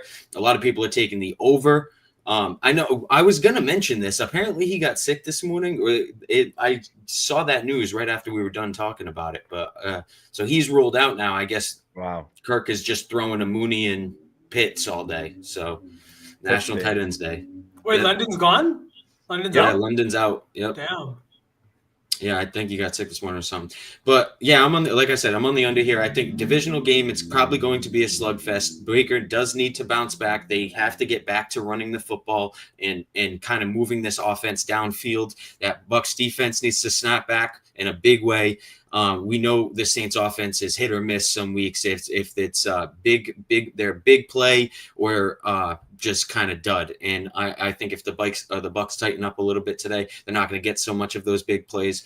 And with it being a divisional matchup, I probably expect it to be a slugfest a little bit. So I took the under. I ended up getting the 46.5 this morning, but you're probably good at 46 too. I think our boy Slop is on Rattler's pass yards, but what do you think, B? I like that a lot. I think Rattler's been great this season. I think he's coming off his worst game of the year. He had the three turnovers, 2 interceptions, 1 fumble. And honestly, that was all on him. He didn't show up and he didn't play well. But now they're coming back home in a divisional matchup. This is also a matchup Rattlers never won. I'm on a couple of things in this game. Funny enough, I think it's going to be fun. I think on the Bucks side of the ball, somebody I'm looking at is Sook. You put this guy on my radar. I think it was week 2, right before he really kind of broke out. But Tez Johnson, he is a rookie wide receiver that's coming into Tampa Bay here. He played his college ball at Oregon with Bo Nix, who also happens to be his actually adoptive brother. But cool stories aside, this is a situation where Tez Johnson has been very highly targeted over the last couple of weeks. After Mike Evans left the field last week, he led the team in he was second on the team behind only Egbuka in routes run in offensive snap count. And I think that's going to be something that translates to this week. He has not only shown up for the moment, but he has caught touchdowns. He's made big plays for the Bucks. And it really looks like Baker is starting to develop a connection with him. We know that when Baker starts to like you, he really starts to like you. If he can depend on you, he's going to go to you often. And just to speak about Baker last week, so I think that was a little bit of a situation where he came into the primetime game against Detroit, a place he hasn't performed particularly well, and he's a little bit overexcited. The ball was sailing high. He was getting out on time, and it was very frustrating. 12 targets for Emeka Egbuka, almost 189 air yards, but the guy finished with under 70 yards last week. He is so due for a big game. And then just to wrap this all off with a nice little bow of my favorite narrative of the week, this receiving room, the 2021 Ohio State Buckeyes, Chris Olave, JSN, you have Marvin Harrison Jr., Garrett Wilson, and the youngest of the bunch, Emeka Egbuka, the last one out of college. He has played his former teammates twice already this year, both Garrett Wilson and JSN. JSN had over 100 yards and a touchdown. Give me the stats. Garrett Wilson, 90 yards and a touchdown. Now you got Chris Olave, the senior of the bunch, the oldest one. He was drafted first, him and Garrett Wilson, 2022. I love this matchup for him. I think that Olave is going to get in the end zone. We saw it last week. He had been due all year for a touchdown. What did he do last week? He scored 2. I think this week, again, the red zone target share is there. The target share in general is there. He's the 3rd highest targeted receiver on the year. I love this, and I also love Egbuka on the other side. In those same games against his former teammates, 248 yards through the air and a touchdown. So, any worry about the hammy V, or you think that's ready to go? If he played last week and they're putting him out there again, I gotta put some faith in the Buccaneers doctors and just franchise as a whole. You're gonna put this guy out there again and again. He better be 100%. At this point, especially with losing Evans as well, they need it. Godwin, you know what I mean? Come on. Mm-hmm. Also, I will say our buddy John Hyslop in our article, our staff article this week, is on Spencer Rattler passing yards. Just said that too, yeah. No, sorry, No, it's all good. I was draining the main vein, so I didn't hear you guys. We did our best to do a little housekeeping while you were gone. Yeah, just wanted to, we're smart. Sook is actually. Yeah, you guys are all smart for various reasons. Chat's smart too. We love to see it. A reminder, chat, since you guys did this housekeeping, I'll do it one more time as well. We hit our parlay yesterday. We'll be doing a giveaway at the end of the show. Stick around. Come and hang out with us on Twitch, twitch.tv/bettingnews. All you got to do is just watch us over here. You literally just have to keep tuning in and keep hanging out. And then at the end of the show, we'll be giving away a beanie. I like this Twitch chat for the giveaway, so come over now. Twitch chat. Come and hang. I like this quite a bit, boys. What do you guys think of this teaser? I'm not a big teaser guy anymore. I used to do them a lot, but I'm not a big one anymore. What do you think? You might blow this? I saw Dave Mason post something today about this being the biggest teaser day of the year because there's so many 7-point spreads, 7.5-point spreads, 3 of the main ones you see right in front of you.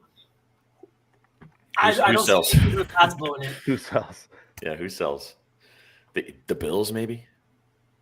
Maybe the Pats. Take it. Maybe the Pats? I don't know. All right, let's move on from this Saints game. To be an interesting one. Let's talk about one that's probably not going to be that interesting. Titans taking on the Colts in Indianapolis. The Colts, one of the best teams in football right now, and the Titans, one of the worst. Appreciate you, Krusty. Let's go. 14.5-point spreads, one of the biggest spreads, actually the biggest spread on the day today. Over under set at 47.5. I saw a stat that said Jonathan Taylor has 11 touchdowns this year, which is 5 more than any individual player on the Tennessee Titans as a whole. Or 5 more than the team. There you go. Goes to show you how good JT's been this year and how bad the Titans have been.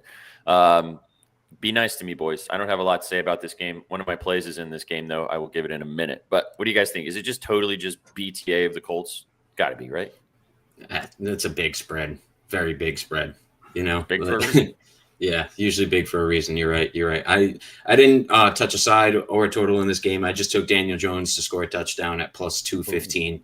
Criminally low. Don't know why it's that low. He was scoring a decent amount at the beginning of the season. Hasn't scored in a few weeks. JT coming off a 3-touchdown game last week, I'm pretty sure. So it's weirdly low. I'll take the bait on that, and I'll play it. So plus 230, half a unit on that. I do think the total, I know our guy Shags is on the under and with the divisional game.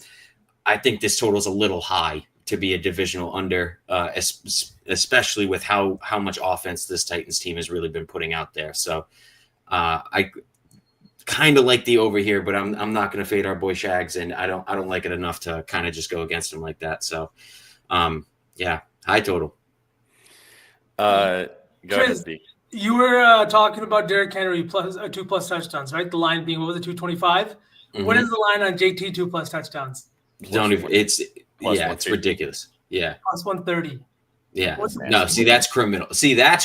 That's a trap. Don't take that. You know what I'm saying? Like, don't take that. Like, don't take that. Yeah. Don't take, even if it hits. If it hits, don't take that. Yeah, that's like you can't even that's the kind of thing you don't tell your friends about. If you did take it and it did hit, you just you take the money and you walk away. That's disgusting.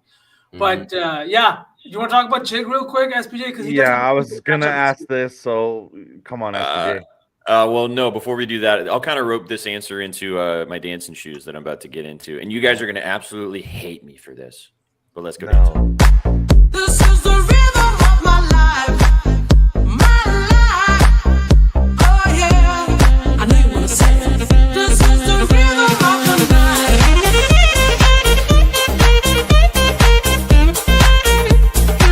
This is the rhythm of my life.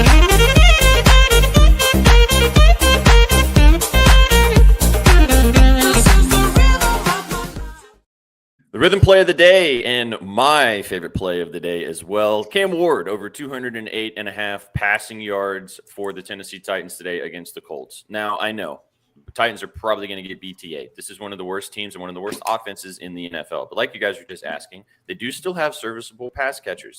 You've got Chikakonkwo. You've got Chimere Dike finally getting a run last week. Alec Iomanner, even with Calvin Ridley and Van Jefferson not playing in this game, Cam Ward has hit this line in 3 straight games and 4 of his last 5 games. The first game against the Indianapolis Colts with 219 passing yards in that game as well. Sneakily, the Colts have allowed the 29th most passing yards in the NFL, boys. You know why that is? Because they are just absolutely BTAing people, so the quarterback has to throw the football here, there, and everywhere. I think we could see something similar in this spot. I think Cam's going to have to sling the ball here, there, and everywhere to kind of stick around in this game. Do I think that matters? No, but do I think that he's going to be able to move the football enough? I think 200. I got actually 200 flat earlier this week. I do still like it at the 208.5. I do still like it up to even 225. Like I mentioned, 255, 222, and 265 in his last 3 games against the Patriots, Raiders, and Cardinals. I think we could see a similar situation where Cam's going to have to be throwing it here, there, and everywhere. And our friends at RITHMM like it as well. It is one of their highest graded props of the day. It's not a guaranteed bona fide winner, but their models predict him having 226 passing yards, and I think that that's something that should be also very doable as well. You guys get involved with RITHMM, and everything that they have are their models. And everything that you guys can also build models as well on their app, and you can get a promo code VIBES25 to get 25% off your subscription. Download the app, use the website like we do every single day, and find the angles that you like, and you can go dancing just like we do, just like that.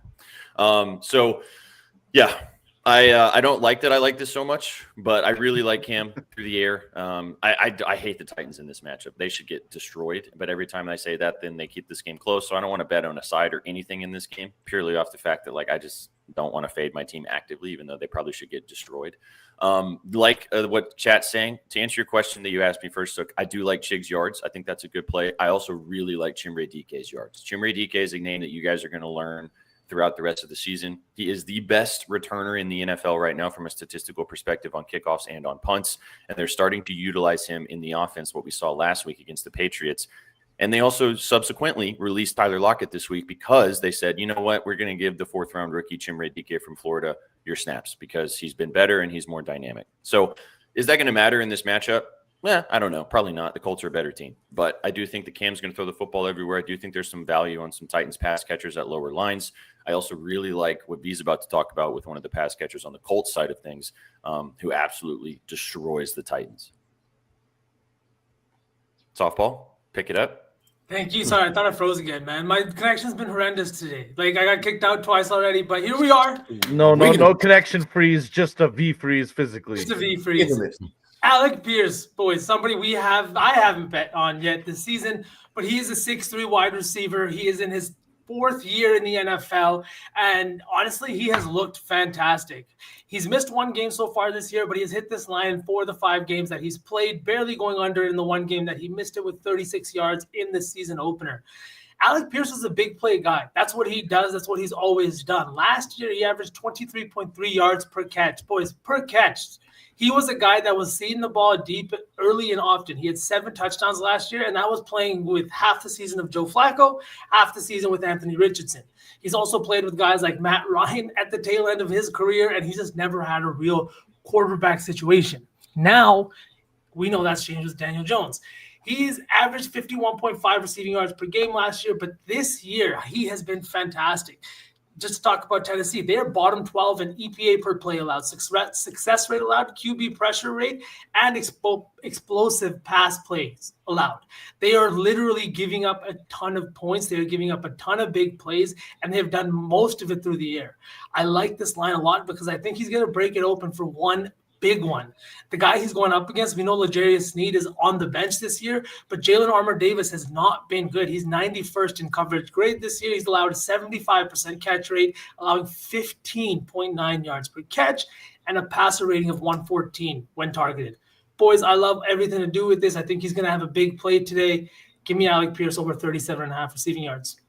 I love this line, dude.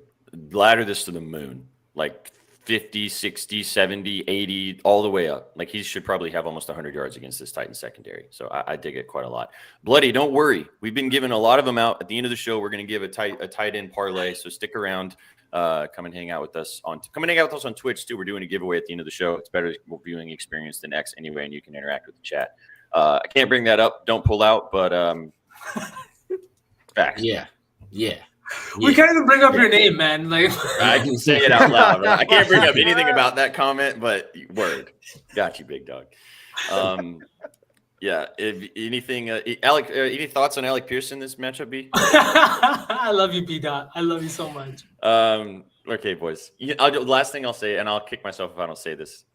Doesn't it just feel like a weird ass day where the Titans just fuck around and do some crazy shit? Maybe. Isn't our boy Danny on the Pride of Medicine hat from Alberta? Io Manor? Yeah. He's on his receiving yards.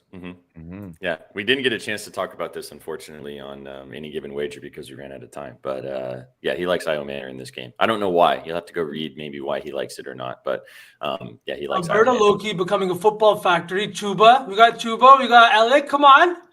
Come on now. I just wanted to say it. The Titans are going to get railroaded, but just to say, everybody always thinks the Titans going to get railroaded and then they lose, or then they go and randomly cover / maybe win. But I thought that last week, and the Patriots, the Patriots destroyed them. So, all right. But aren't you guys proud of me for not betting the Titans consistently this year? I'm learning, I'm being better. Couldn't be more proud. Thank you. It's been tough. I mean, first 3-4 weeks, right? And then I learned my lesson early. I was like, okay, I feel decent about it. And then I learned that this team just is terrible. And so then you just, hey, at least you got Vandy now, W hat. Let's go. With the Commodores, baby. I'm so glad I have that Diego Pavia Heisman ticket staring at me at 17-1. I feel pretty good about Call that. the alley-oop. All right, now. Let's go. I was going to wear my Titans hat today, and I was like, no, I'll put this shirt, I'll put the hoodie on. Vandy deserves my love today.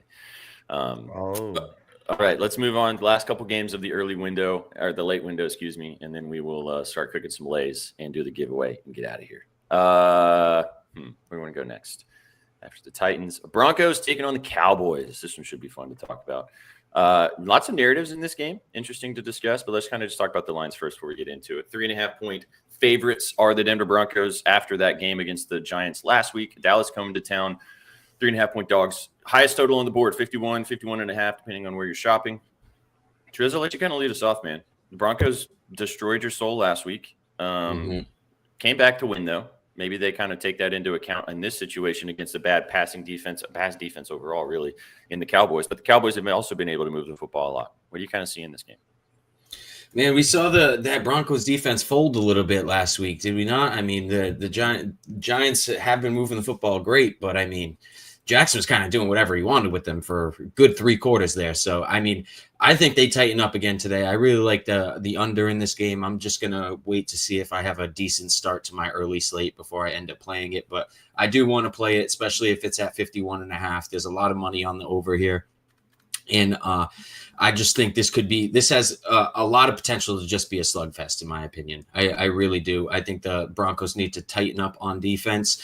That defense was best in the league for a while for a reason. And the Dak has been playing out of his head, especially with CD coming back a little bit. They're going to have bite off a lot to chew with that the Cowboys offense today, but I like the under with the hook more than anything. 51 seems like it has some push potential, but I really like the 51.5. I think Dak's probably going to end up struggling to move the football a little bit. I don't think they're going to be able to run the football as well as they have been. And we know the Broncos offense struggles at times as well, no matter who they're playing, really. So I do think this could be a slugfest, 24-20, something like that on this is one of this. I mean, it's 4:00 game, but it's kind of prime time. I'd say when you look at the 4:00 matchups, it's like more of the country's probably going to be watching this game. So I just like the under here.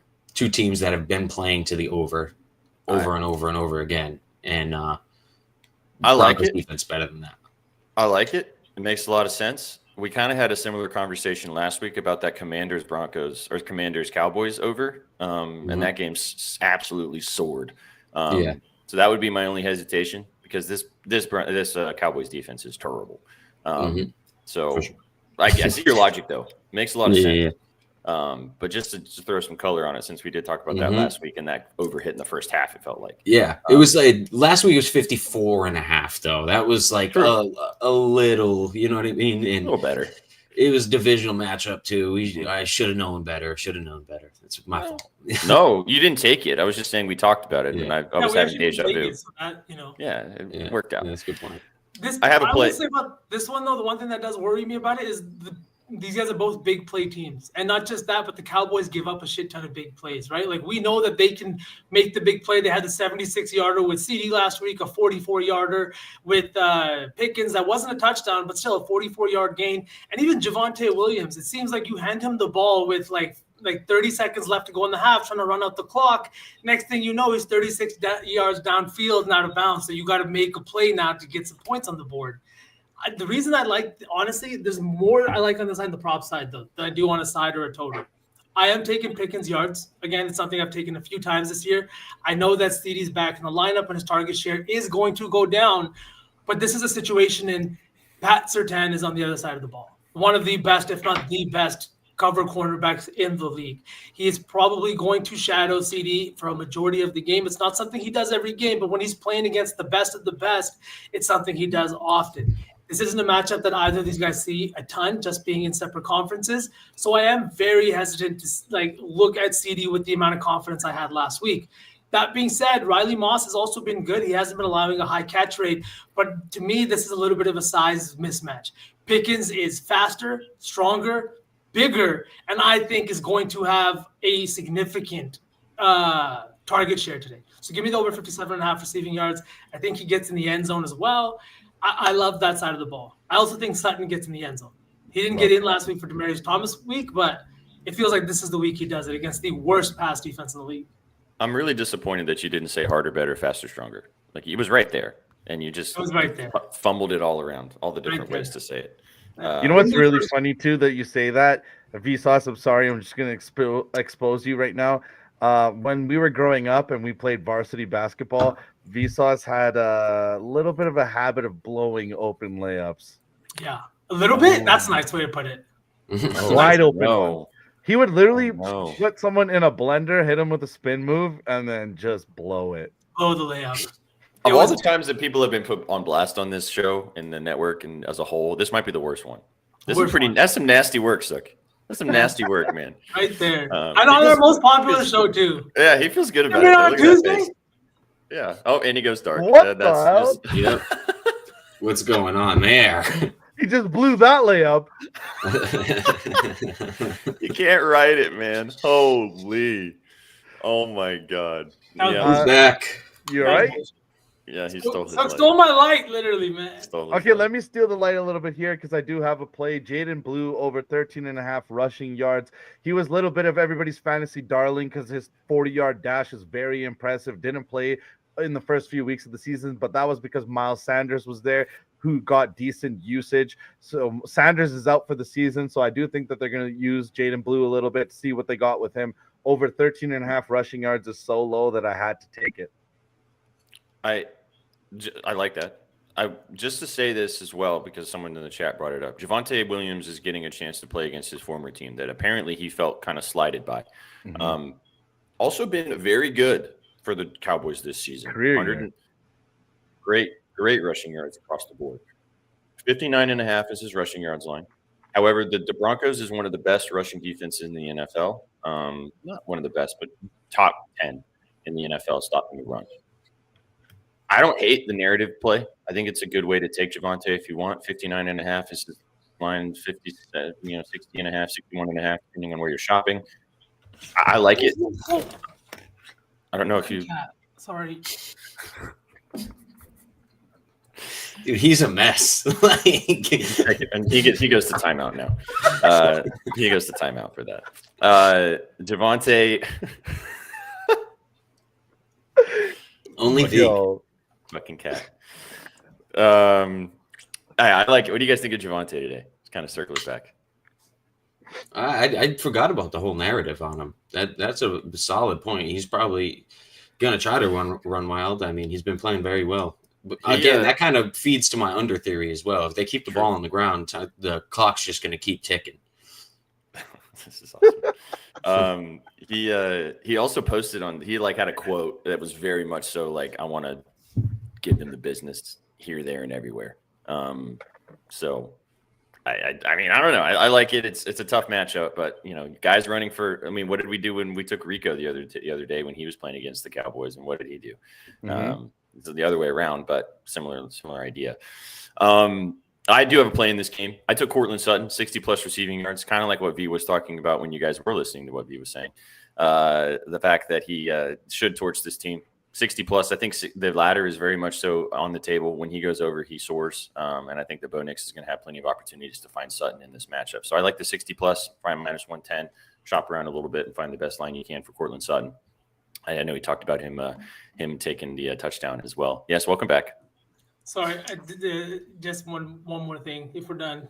Troy Franklin also to get in the end zone, just a little value shot. He had 11 targets last week, only caught 3 of them because most of them weren't catchable, but the depth of target was insane. And he is another guy that played with Bo Nix at Oregon. Is Tez, Nix, and then you've got I just said his name. Troy Franklin, yes. And he was the guy that caught the most touchdowns in Oregon, was their leading receiver. So they have a built-in connection, and that's why they drafted him later in that same draft that they got Bo Nix last year. You forgot the guy after you said his name in the middle of your pitch. Well done. Yeah. Hey, respect to V though, chat, because he's on the West Coast. It is literally when he starts the show, it's like 8:00 in the morning. So the fact that he's alive and well with us is a pro. Dry heating Also, at 4 a.m. That was not fun. I saw you do this. So before we keep going, let's rip it with the squad. Everybody wants to rock and roll with us. Feel free to do so. I don't know what mine is. Oh, I'm just thinking, just a light one. Let's go. PG Dowd, my cat is a menace. Oh my Absolute menace. Yeah. We need to get a sponsorship. I'll work on that.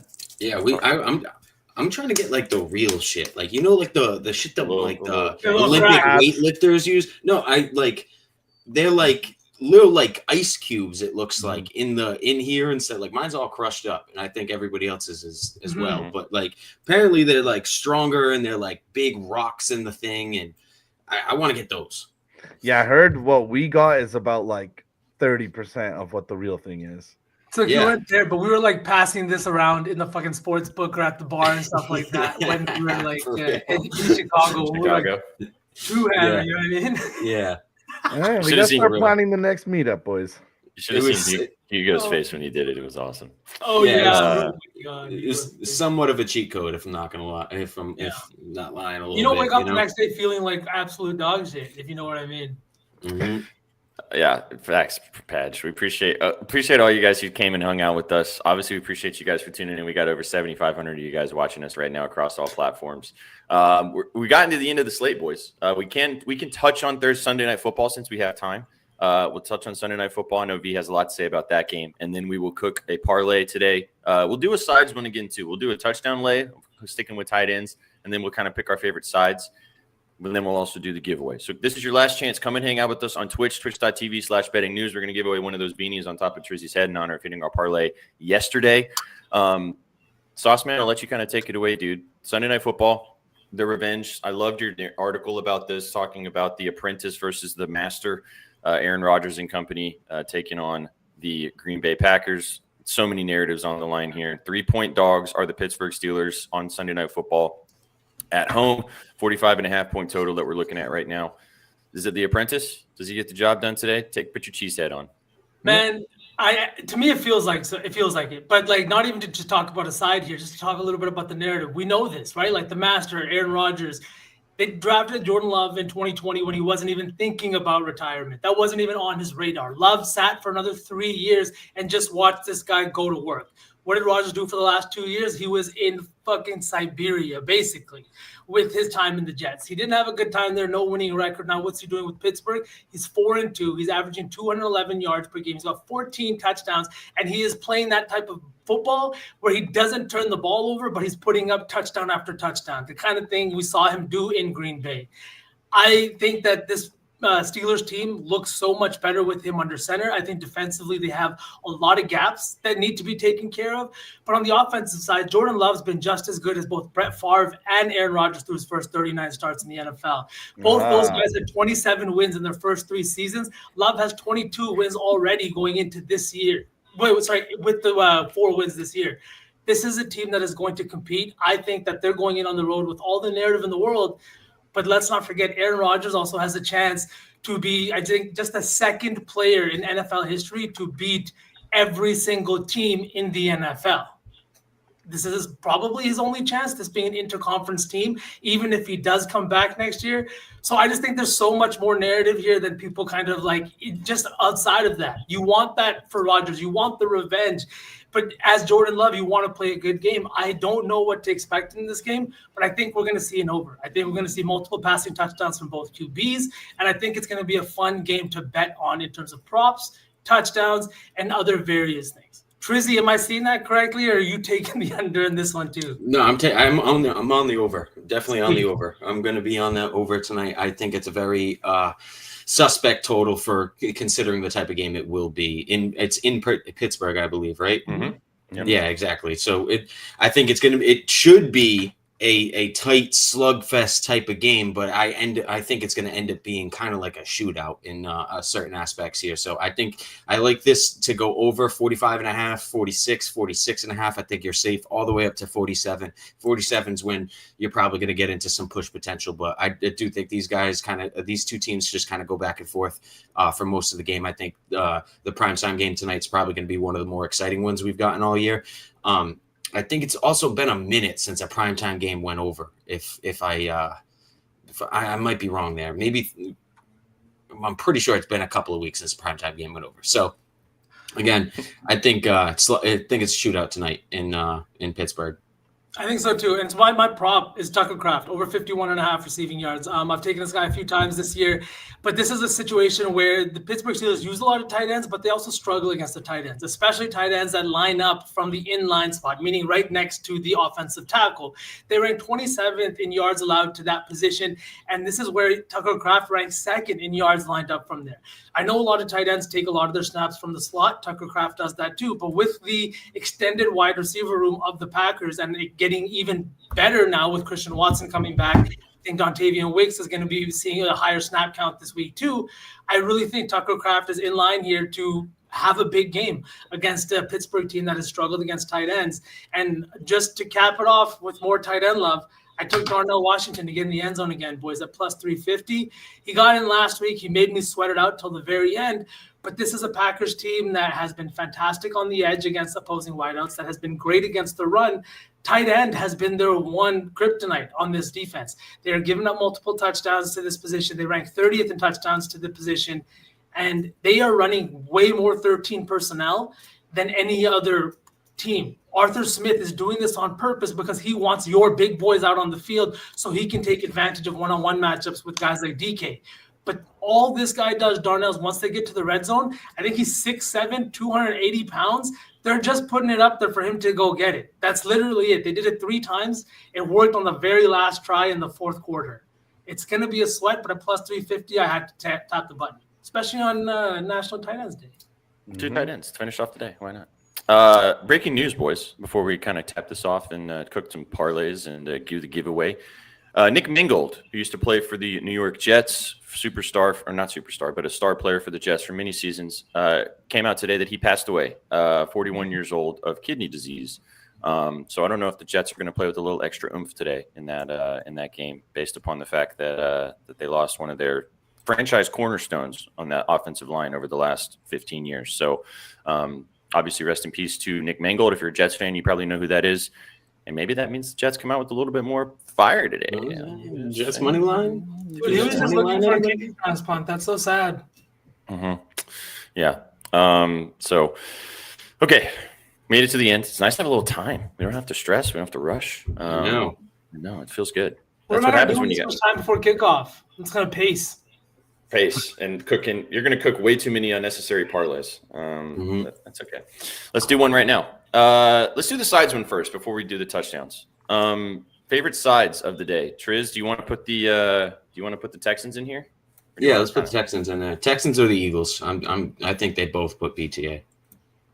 Okay. So Texans, should we just do money line? Yeah, sure. It's minus 130. It's minus one. Where are you seeing minus 130? I mean, that's what it was before the show. It's minus 154 now.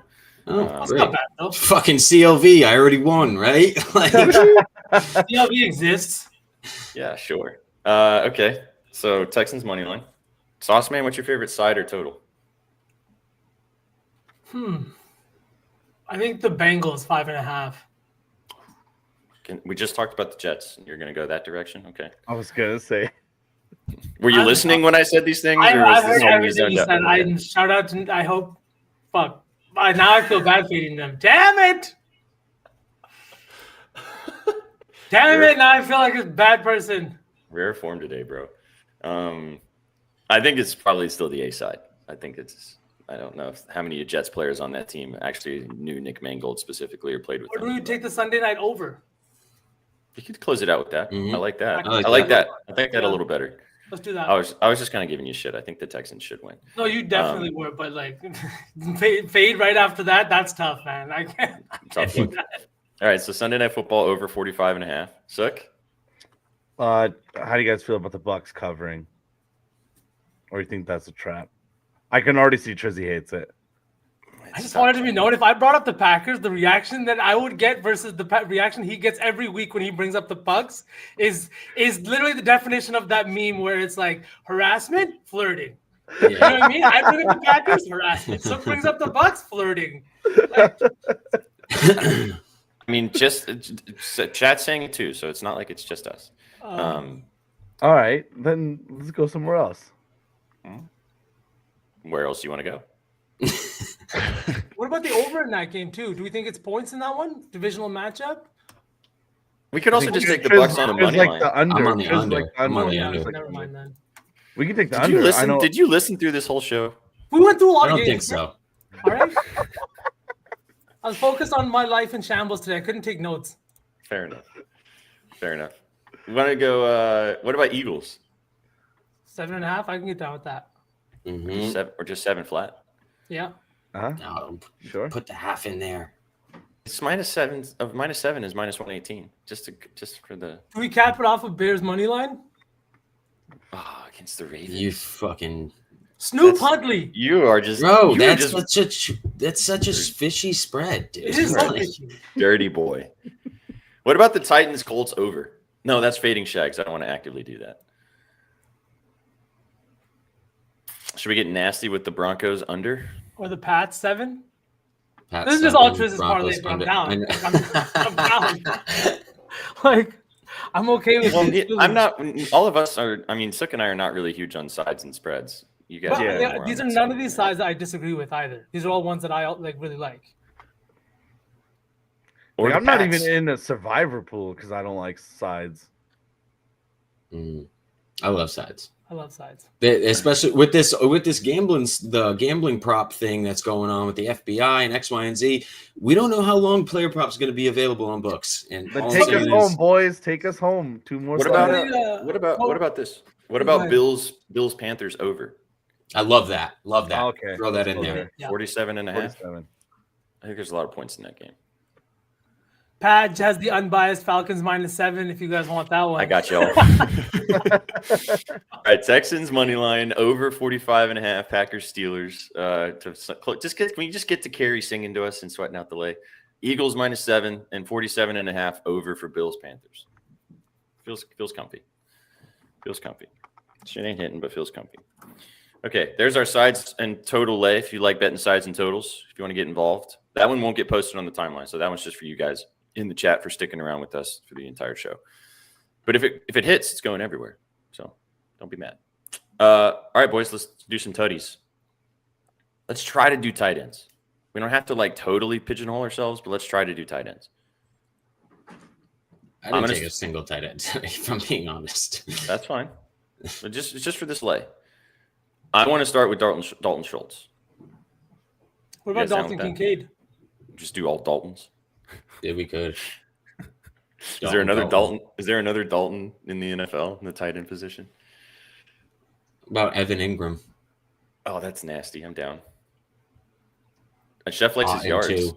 The Jets gave up a shit ton of red zone opportunities too. So like last week, T got one, Chase got one, and Fant got one.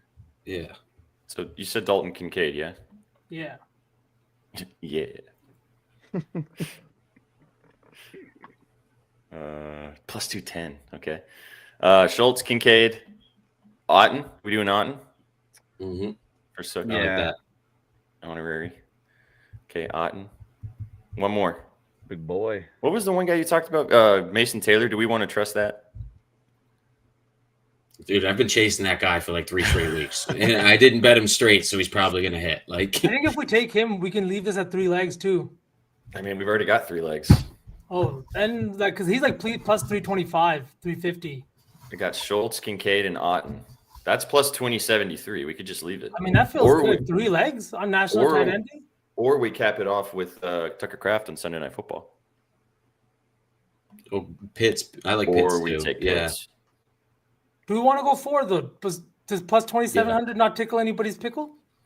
We're taking It a touchdown. does. That's a My touchdown. tickle is tickled easily, but I give you a side lay 4 legs that's probably around plus 2,700. All right. You know, I mean, I Tristan think we- said 4th leg. All right. I think. what we go about either- Patty Fryermuth National Tight End Day or Johnu? There's 2 of them on that team.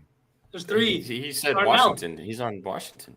Okay, Chat, you're I learning will today say- that when we all talk on this show, no one listens to anybody else. Everyone just zones out for the entire time that everybody talks and doesn't listen to anything. You guys listen, so that's important. I have too much anxiety between pitches. You know what I mean? I'm just waiting for the next one.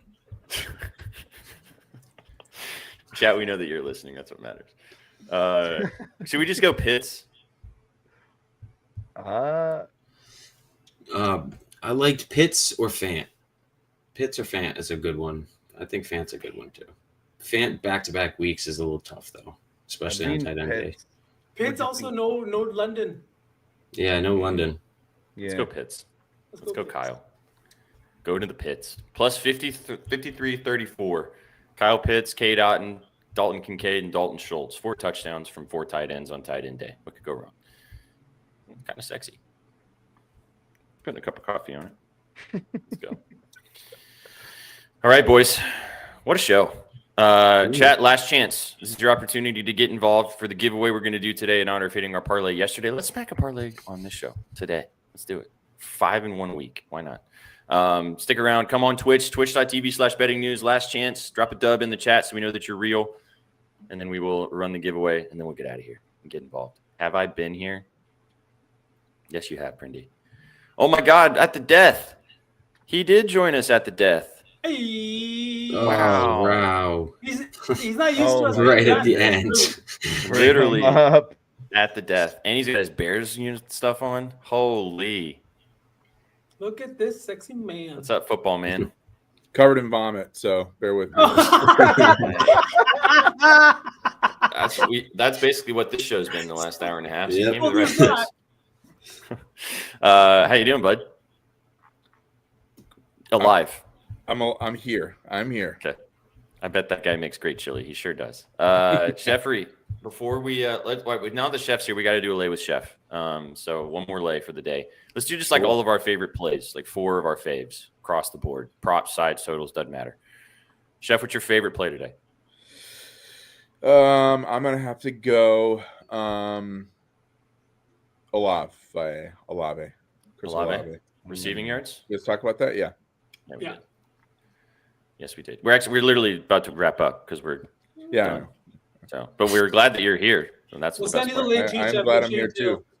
Sorry if you hear screaming, but there are 2 people sleeping out of the 3 that should be sleeping. So That's what matters. All right, Olave receiving yards. You're also on Evan Ingram in your touchdown, in your receiving yards in your staff play, looking to go 7-1 with myself and Trizzy. Yep. Megas are banging, absolutely. Okay, boys, today is the day.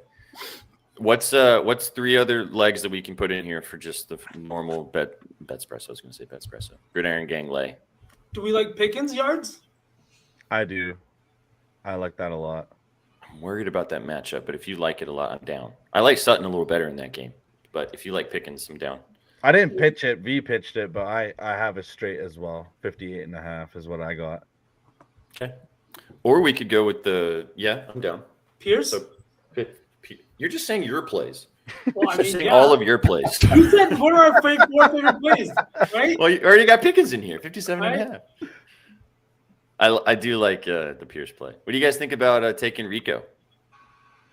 Oh, now Against that- who's labeling I like their Rico. own plays, huh? He said Rico. I like Rico. Y'all close the show by yourself. Oh my god. Oh. Boys, what are we cooking? What are we cooking? Come on, Vsauce. You made him leave. Now you're in charge. No, back. What's the lotto? The lotto is 4 touchdowns, Chef. Dalton Schultz, Dalton Kincaid. We've got Kyle Pitts, and then to cap it off, who was the 4th tight end? Oh, K. Dotton. Okay. For the are those all tight ends? All Dalton? tight ends, yeah. All tight ends score. Olave. Yeah, Olave receiving yards. Pickens 57.5 receiving yards. Dowdle R&R or just rushing? I think we just do rushing. Yeah, I think Hubbard will be the pass catcher. 50 plus. Let's do 50 plus for Rico. Triz, any props stick out to you? No, I just like Chase Brown to get in the end zone. That's kind of chalk, so you could probably put that in If here. you It's wanna minus cap it with 115. Yeah. Do that. I can That get shit down with in that. here. Canadian. He owes us. He owes a lot of people all season. Medicine Hat, Mhm. Alberta, baby. That's 4 legs for plus 1172. Olave 61.5 receiving yards. Pickens 57.5 receiving yards. Dowdle 50 plus rushing yards, and Chase Brown scored a touchdown. That's it. Love it. Mhm. That's it. That's all. Simple. All right. Here we go. Rock and roll. Locking and loaded. There's your Gridiron Gang 4. If you want to tail that as well. We gave you guys 3 lays today. Feel good about it. Do you guys talk about NBA yet? Is that a show that you guys are doing today? No NBA show today. If you got any plays you want to throw real quick before we do the giveaway, though, get after it. No, I haven't looked. I can say preliminarily that after Chewy asked me that Denny's Willing D be open later tonight. So Sure. just to be nice and chalky. But yes, I do like that, Chew. To answer your question from earlier against the Clippers. Why are the Clippers 8.5-point favorites against the Blazers at home? What in the hell is that line? Ew. Yeah, that's Pistons nasty. probably cover against the Celtics 3.5. Sorry, V. I've accepted. I'm sorry. Did you? What? I'm sorry. Hold on a second. Seriously, hold on a second. Yeah. The tight end lay is Kincaid, Schultz, Otten, and Pitts. Indeed, Owen. If you want to tail, feel free to do that. The side lay is scrolling at the bottom of the screen. Let's do the giveaway, and let's get out of here so you guys can go and enjoy Week 8 of the NFL season. Thanks for tuning in right here on the Betting News Network. We go live every single day, giving you guys the moves across all the sports. We are doing a giveaway of that fire beanie on top of Trizzy's head. What song do I want to play today? You know what? In honor of Owen being here, let's dream wide awake. Let's go. 3, 2, 1. Get after it.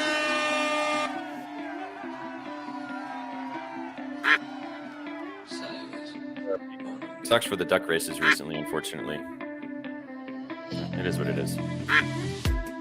Intimate conversations and great tea. Tell me your dreams, I'm trying to get to know you. Searching for Brandon, selling the seven seas. unfortunately, is cooked, my man. Sorry about it. Yeah. Two. Yeah, oh, absolutely. Two. Well, your boys. Oh, who is that? Pasta Quinn. I can't Want say it that. again? Drop a dub. Are you real? Hang on. Who? Pasta Quinn. Quinn. Pasta Quinn. Drop Quack. it. Drop a dub so we know you're real. Wow. Jimmy said I got hooked. Run it back. Run it back. Run it back. Pasta Quinn. Sorry. This is our man Owen's song, Streaming While Awake. If you want to get involved, go check it out on Spotify. Used to play it a lot. Why this summer. I hate the fucking Ducks. They just destroy everything. Yeah. It's because of all the ads. You're in the duck race, Casper. Don't worry. Never play. Twitch. Screwed. Oh, there's the fall off. There's the fall off. Who's that? Oh no, do we have another bot? ATX. ATX 0719. Are you real? Drop a dub, please and thank you. If you are real, I don't want to give me at least the opportunity. No? No. Dubs?